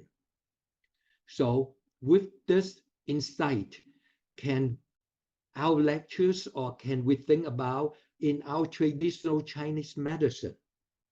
Is there any news anyone can claim that a certain Chinese medical medicine or acupuncture will relieve or improve the condition of COVID-19 within 48 hours or cure the disease in 5 to 7 days? That will be very helpful to bring that our traditional Chinese medicine and acupuncture to the world stage. And I hope that some of you will help us to prove that. As I say, and I believe that the Chinese traditional medicine, herbal medicine, have a big role in the treatment, not only COVID disease, but many, many diseases. And some doctors also feel ventilators are overused in COVID-19.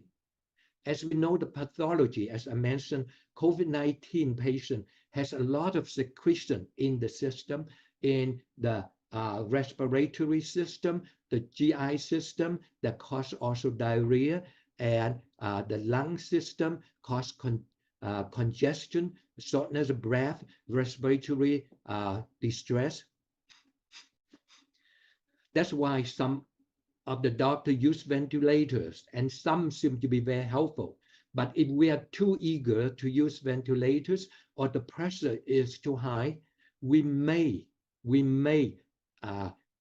press the secretion deep into the lung tissue, and there will be a fluid secretion impact on the lungs, and this definitely will also affect the oxygen exchange in the lung function.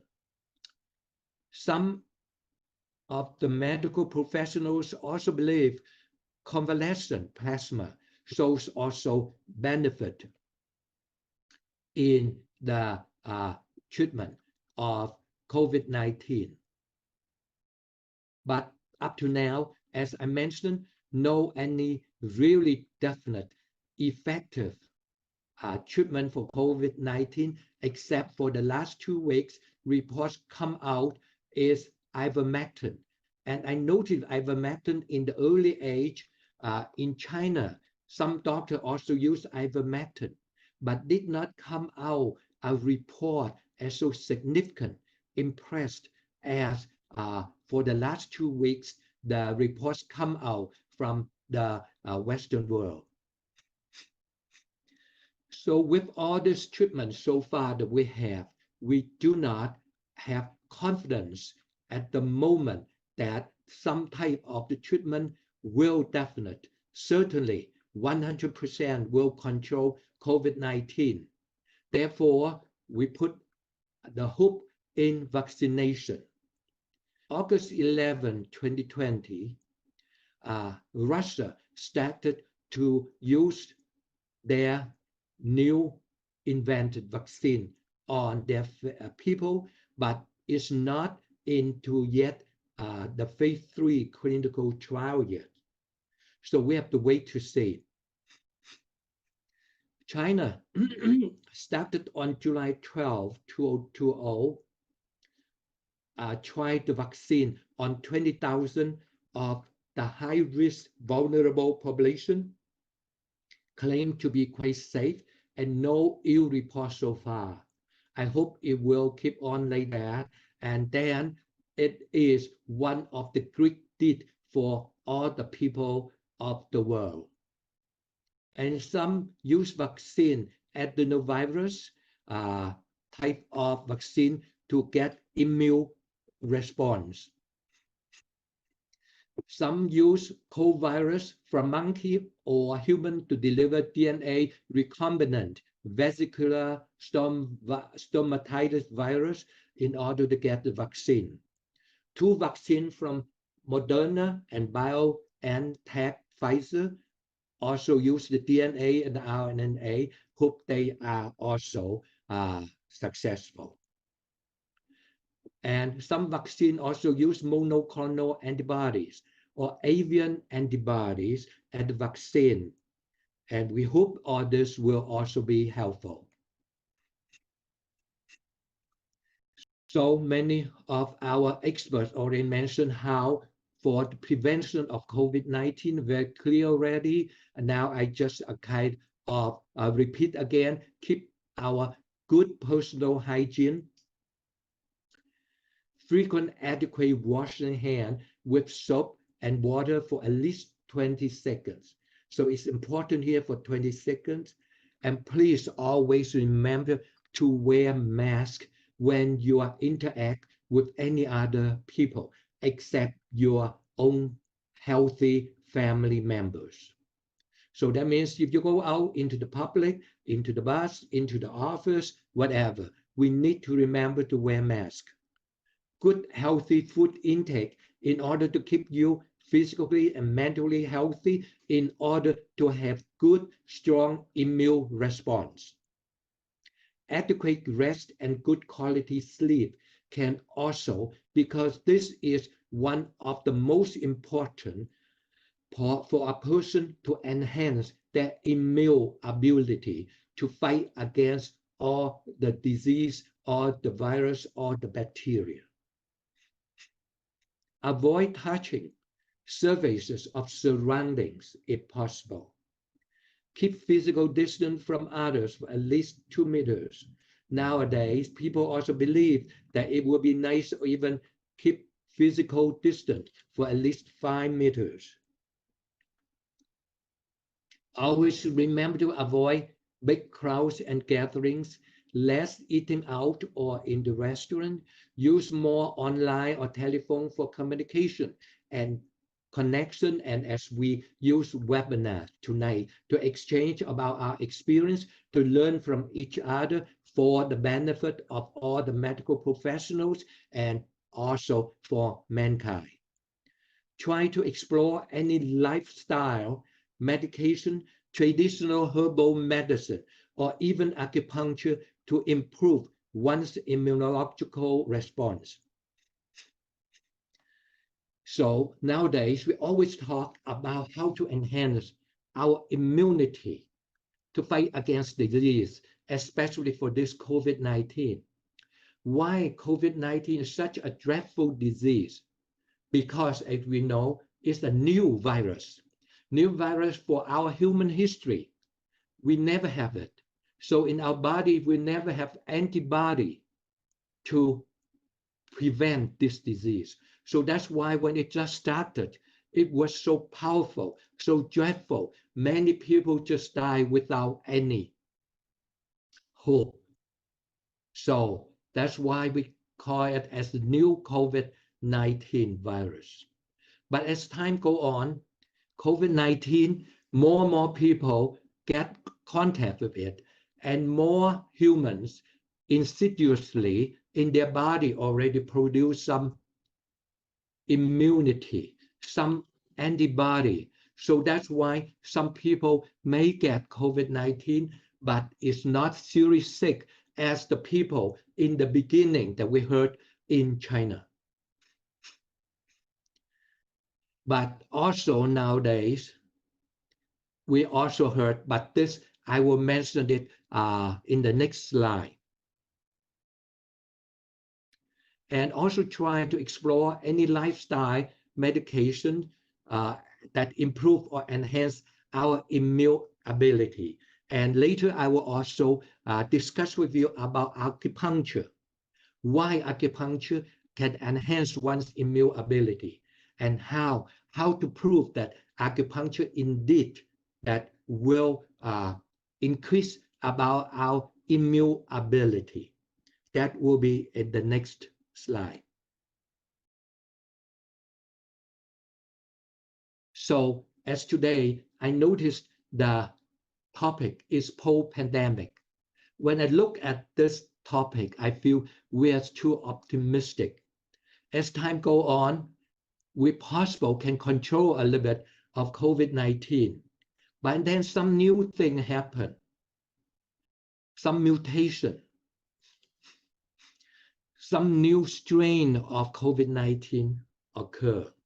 So if we luckily we recover from this original COVID-19, and there are reports mentioned that indeed some people recovered from that, and then got another COVID-19 again and proved to be a different strain of COVID-19.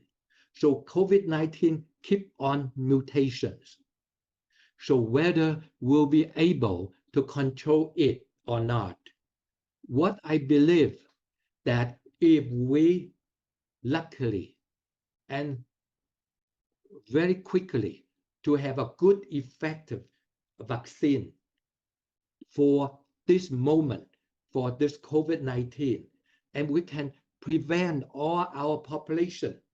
And we already destroyed this most recent strain of COVID-19. And then no more chance of any new mutation will come out from this strain of COVID-19. And this is, I hope that vaccine have to come out fast to destroy this current COVID-19. So there's no any COVID-19 can survive and can start to be mutated. Otherwise, the mutation of this COVID-19 virus will become more virulent and more infectious. As now we can see, spiking cases reported in all over the world, such as Korea, Japan, Philippines, and of course, very serious sources of pandemic now in the US.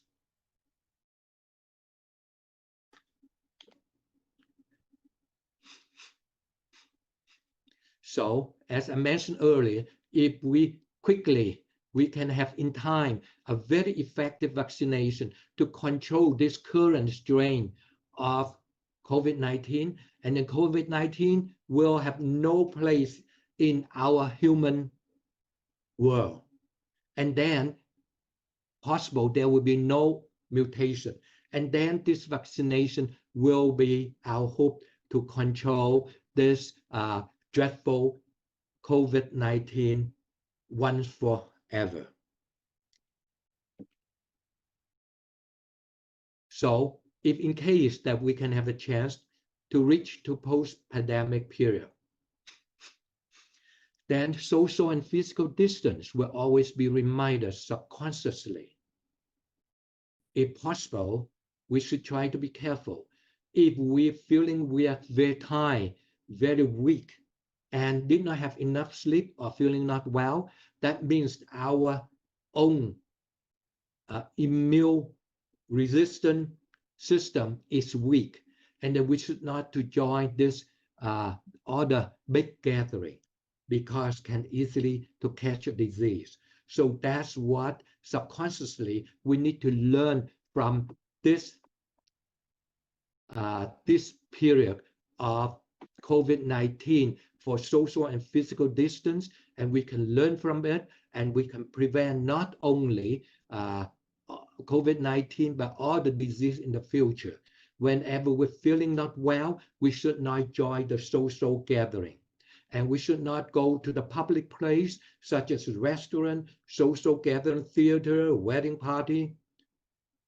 And I believe all this will gradually return, but in a very slow and careful pace.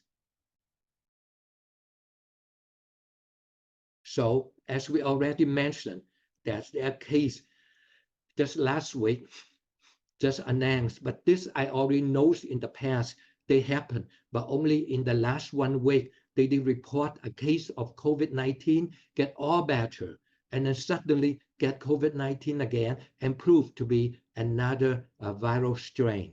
And this can happen. And I say, the only hope is that we need to have a fast, good, effective vaccine on the market to stem out this COVID-19, and then no any new strain can be mutated from this COVID-19.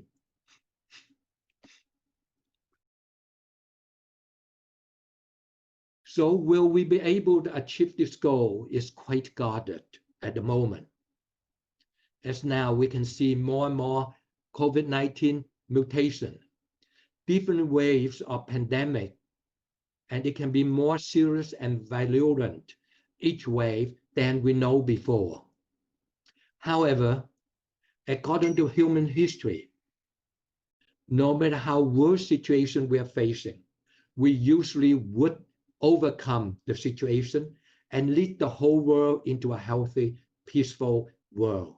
That means that all the human beings of the world have to be peacefully live together, try to work together for the success to save mankind. And this is one of the very important things. And now we come back that how to enhance our resistance, immune ability, as we talk about traditional Chinese medicine. For sure, many of you are very experienced in that, and for sure that can also help to let us know how to be the best, and also let to be many public know and learn about it. But as tonight, when I listen to all our experts, seems to be I did not notice any one of you mention about cupping. When I was a kid, when I'm not feeling well, my parents always do the cupping for me, even though it was quite painful and looks to be terrible. But it made me feel energetic right away, and my fever coming down, my energy increased, and I'm feeling well. So I believe cupping is also has one role in the traditional Chinese medicine, and possible that is again too common that some of you did not mention that tonight. On the other hand, about acupuncture, I'm very impressed with Professor Li Yonggang. He founded and invented one of very wonderful way of acupuncture. And I overheard many patients got benefit from his treatment. So I'm very, very happy to have this as my mentor. Acupuncture, as we know, that it is already in the world, in the Neijing, Huangdi Neijing, the yellow emperor of the internal medicine. This one of the greatest book in medicine. I did read through that when I was learning acupuncture in England. And inside, I believe it's written more than 3,000 years. But inside, whatever they stated up to today is still so true up to today. Such as mentioned that in the eyes, you can see the effect of the liver, because it was so the yellow on the eyes, and the eyes open the window to appreciate the nature. So up to today, in Western medicine, when we look a patient's eye, the sclera, the white part of the eye become yellow. We know definitely something wrong with the liver system. So true. I was so impressed that over 3,000 years ago that our ancestors already teach us. And about acupuncture, it also mentions something I'm so impressed. It is according to the rule, the principle of yin and yang, and the law of 5 elements. And up to now, it is still so true. In Chinese medicine, in acupuncture, if we use this yin and yang and the 5 elements, we can almost help a lot of patients. So for those TCM practitioners, if they really experienced in this 2 things only, the yin and yang and the 5 elements, they are the doctors above doctors. They are the one treat disease that the disease has not started yet. So I'm really impressed with that. So in regards to acupuncture, besides we say all this that mentioned in the Yellow Emperor, in the Western medicine, that it has been done experiment when you just put a needle into acupuncture point. Our system has a whole chain of response and reaction, such as you have a there and you pour the water into the pail, you can see the level of the water is in a current, in a turmoil like that. But after a while, it will be all calm and will become a peaceful surface. Acupuncture, the same thing. If you put a needle into the system, you stir up a current, and this current will send a message all over the body to have a really response of the whole body. And their response is a benign response, not a harmful response. Their response in hoping to get harmony in that system. So acupuncture is such a good treatment. It's one of the most natural physiological treatment for living things, living animals, such as animals and humans. It is, can say that God given us this wisdom. And about the Yellow Emperor mentioned that for only about 3,000 years. However, in the Alps in Northern Europe, on the Alps is a snow mountain all year around almost. About a few years ago, they discovered a dead body under the snow. That's what they claim it as a snowman. They discover on the body there are many puncture wounds, and they believe that is from acupuncture. And that snowman confirmed to be more than 5,000 years old. So that's acupuncture, at least from this evidence. It has been with us for at least 5,000 years. It can be longer if we have an opportunity to trace back into history. So for something over 5,000 years, still so useful today, and we'll still talk a lot tonight. It proved already is a very good thing for human beings. We should try to explore, to learn, to become expert in this field, and we should never lose it. Acupuncture is one of the most natural and physiological way of treatment. And as I mentioned, when we stimulate at acupuncture point, we can induce the qi energy. That's what our Professor Lee mentioned about the Zen movement, that he showed us that.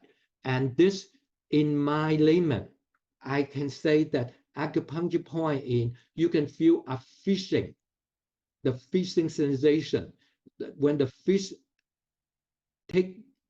bite the hook, your finger can feel the kind of sensation. That's the fishing on the hook sensation. And that proves that acupuncture effect. And when you have this kind of response or this kind of reaction, what happened is energy. So how to prove energy? Russia did use the fluorescent magnetic wave, prove the energy flow. But I can tell you that very easy to prove energy by Einstein's equation, E equal to mc squared. E is the energy, the qi. How to achieve it is the blood flow. The blood is the mass. C is the velocity, is the flow of the blood. The flow of the blood will produce energy. And that's the qi energy. So it proved already that acupuncture that used our most basic belief in traditional Chinese medicine qi. And the needle, the medical professional, the practitioner, that use the needle is the one to operate the needle to promote the flow of energy to a better effect for that person's body and for that person's health. And any ill effect from acupuncture. In fact, that for my 50 years that involved in the acupuncture learning and acupuncture practice, I saw no any ill effects. The only thing, if you can follow about our BC acupuncture mandatory course, that to know how to keep it a kind of safety course in acupuncture. The most important is have to use disposable needles, and then have to keep sterile as much we can when we puncture the skin. So that's all the acupuncture. And oh, by the way, that I need to discuss with you why that acupuncture improve or enhance our resistance or immune ability. That once you put acupuncture point in, you take the blood WBC and gamma globulin, WBC, all increased, and the WBC macrophages also increased. So all this will improve the antiviral, antibacterial effect in our body. Besides that, biochemical also improve. The blood sugar in our body will also be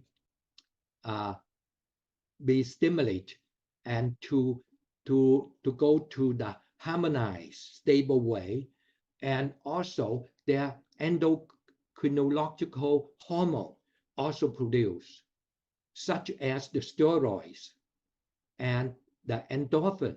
So that's why during acupuncture treatments, some patients with 20 or 30 needles on the body, they sleep so soundly because the endorphin produced in the body. That proved from biochemical blood test. And all the WBC activity also improved the phagocyte to fight against the germs in our body.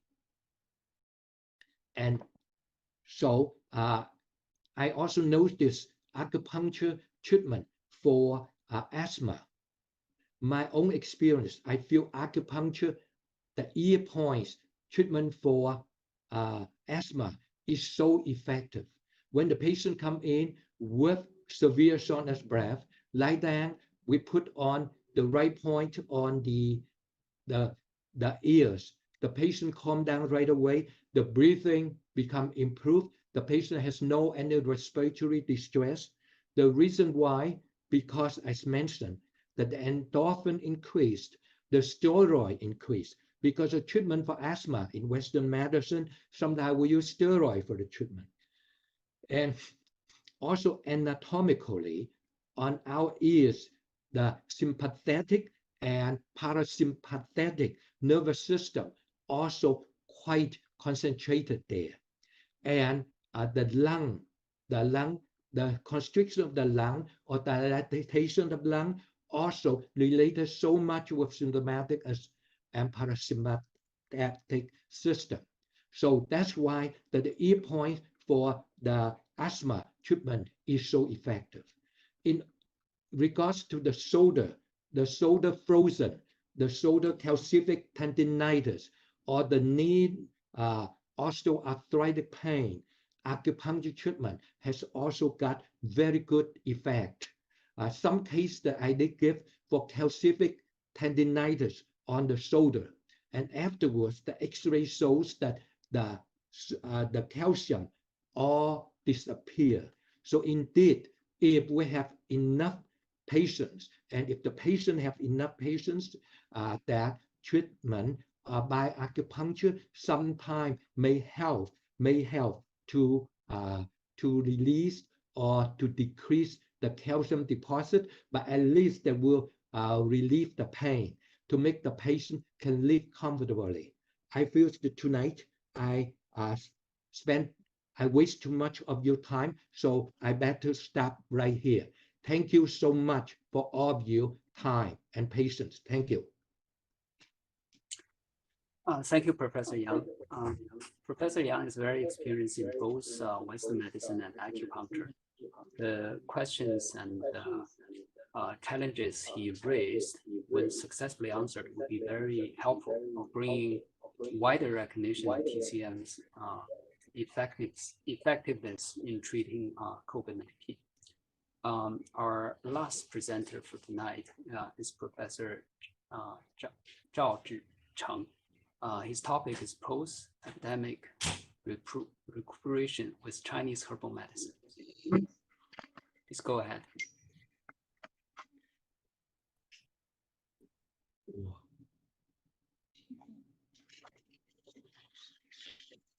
You're still on mute.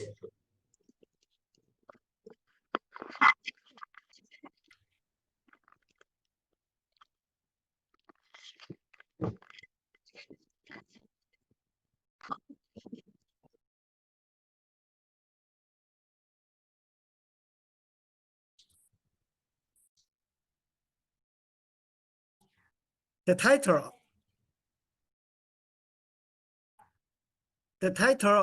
of my lecture today is Post-Pandemic Recuperation with Chinese Herbal Medicines.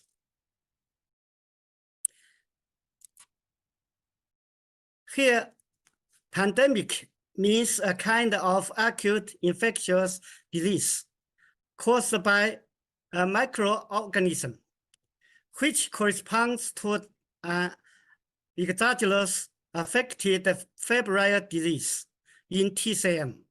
It's also abbreviated to worm disease.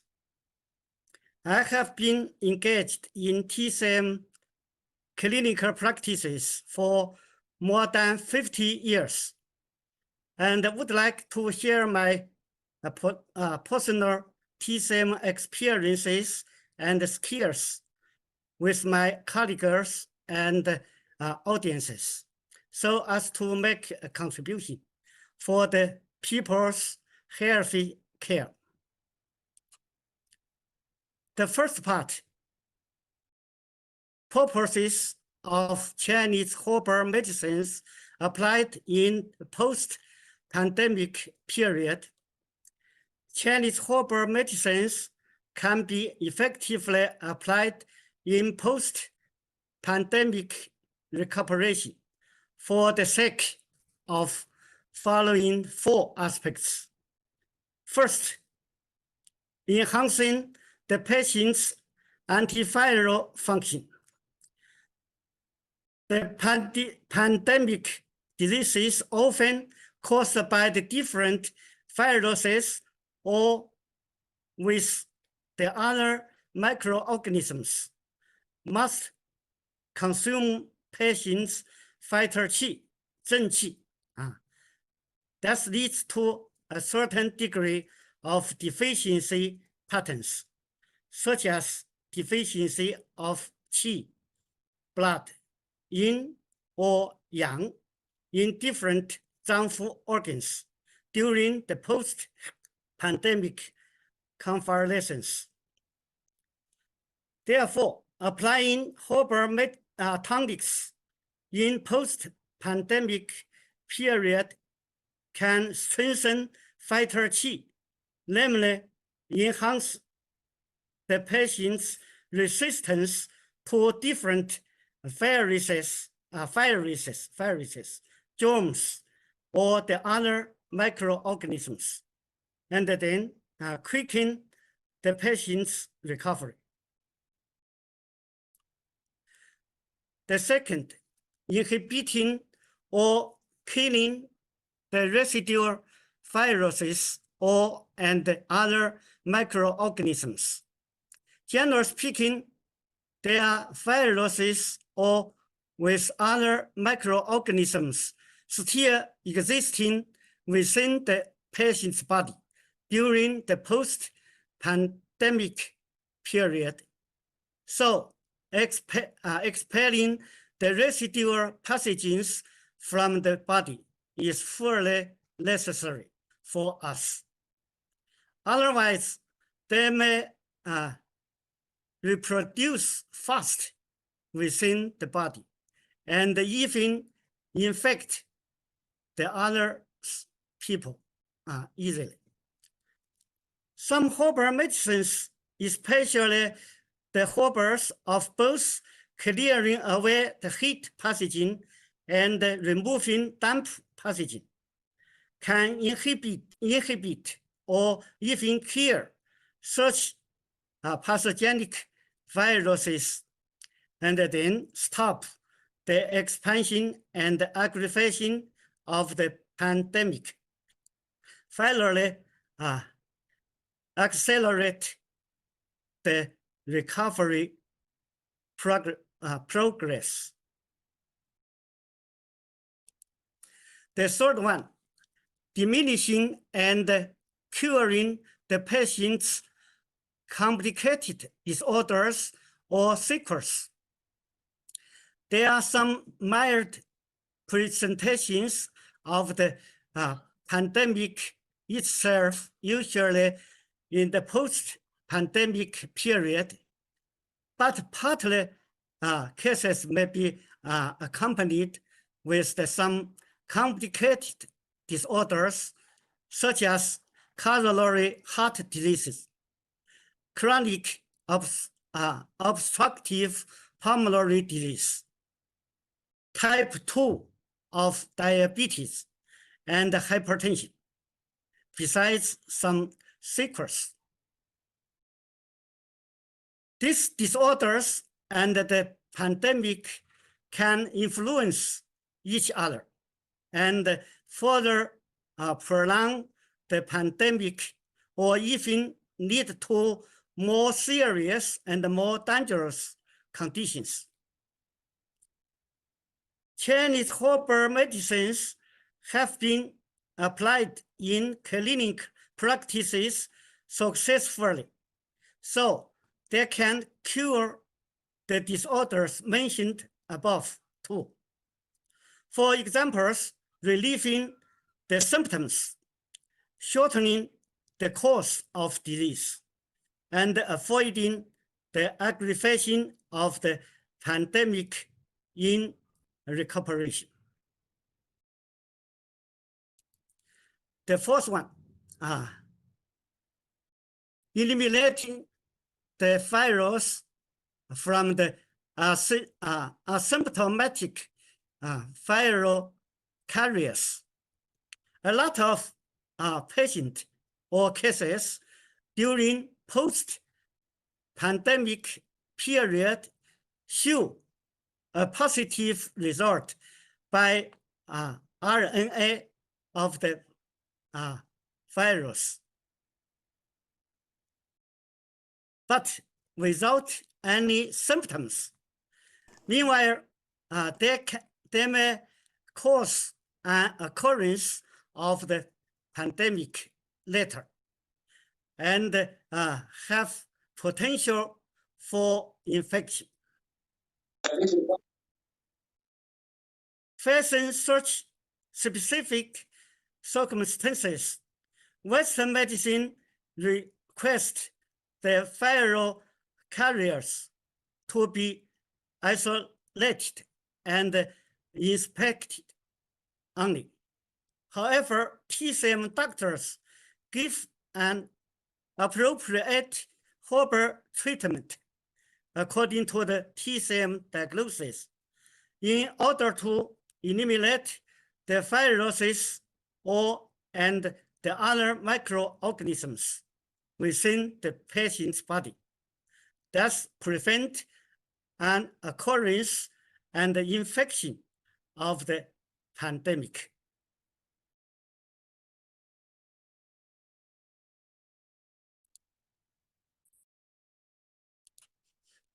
The second part, diagnosis and treatment of commonly seen patterns in post-pandemic period.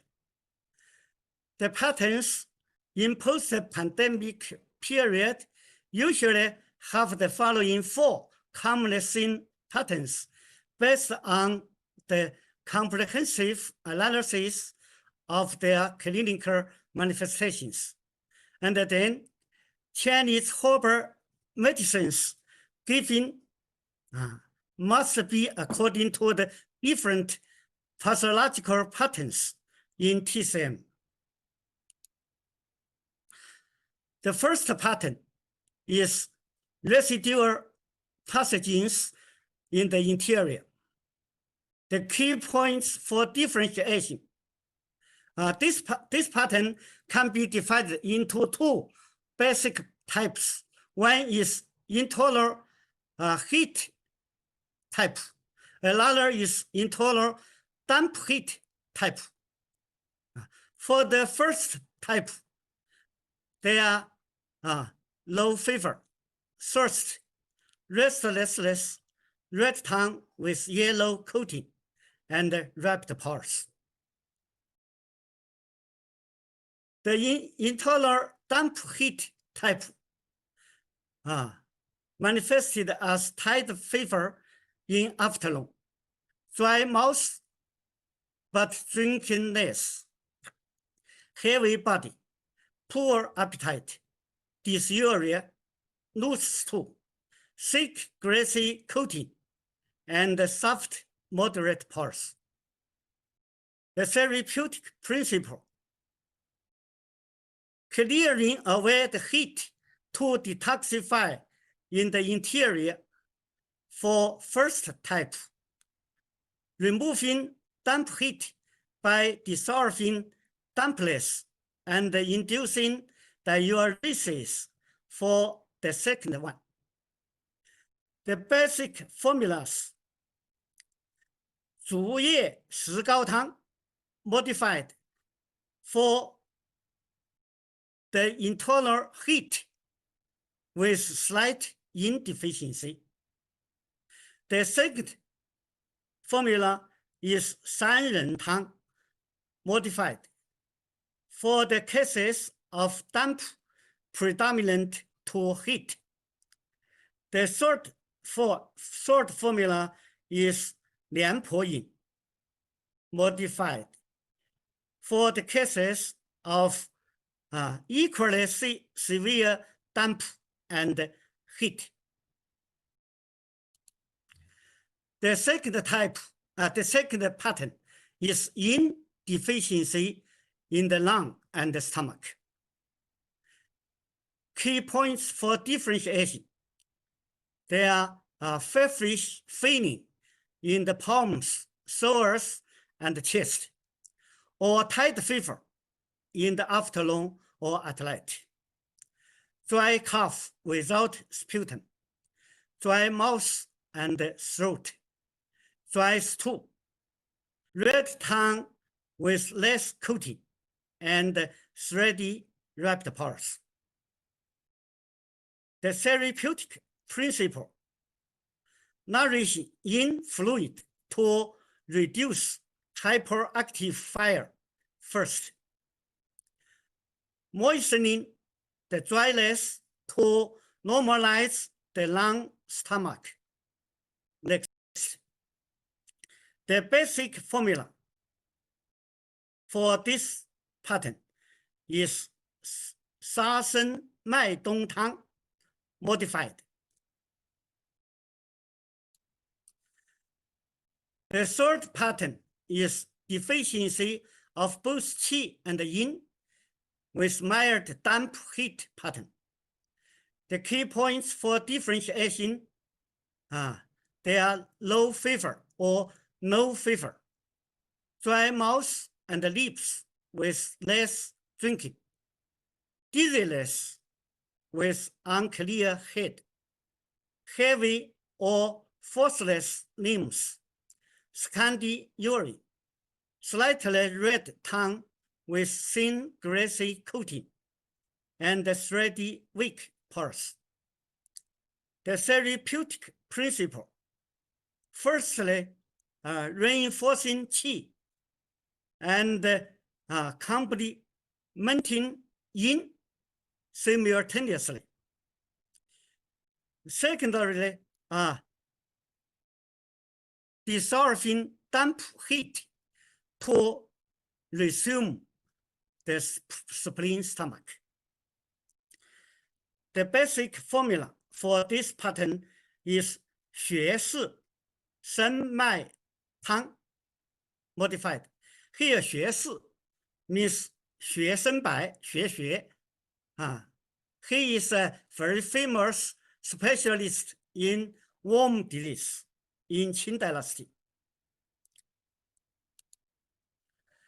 The fourth pattern is spleen deficiency with damp retention pattern. Key points for differentiation: loss of appetite, epigastric staphylosis, and abdominal distension after meal, mental fatigue with sleepiness, nausea or vomiting, loose stool, dysuria, pale puffy tongue with white greasy coating, and deep, weak, or soft pulse. The therapeutic principle: strengthening qi to invigorate spleen first, dissipating damp retention to activating qi flow next. The basic formula for this pattern is 香砂六君子汤 modified.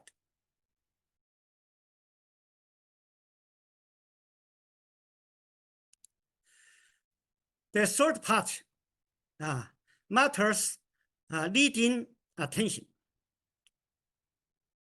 First point, most cases belong to the deficiency with excess pattern. The TCM doctor should know accurately what concrete patterns involved in the patient and their positions in the pathological mechanism. Moreover, 2 or 3 patterns mentioned above may appear together in one patient. Second point, diagnosis of pattern is based mainly on the current symptoms of a patient. The patterns are diagnosed according to the present symptoms first, and sometimes in combination with the results of the modern examinations when necessary. The third one basically use the herbal infusion granules and Chinese patterns instead of decoction, because such preparations are very convenient for the patients to carry, take orally, or apply externally. The last point is keep the patient with or without symptoms in isolation from the other health people until his definite recovery.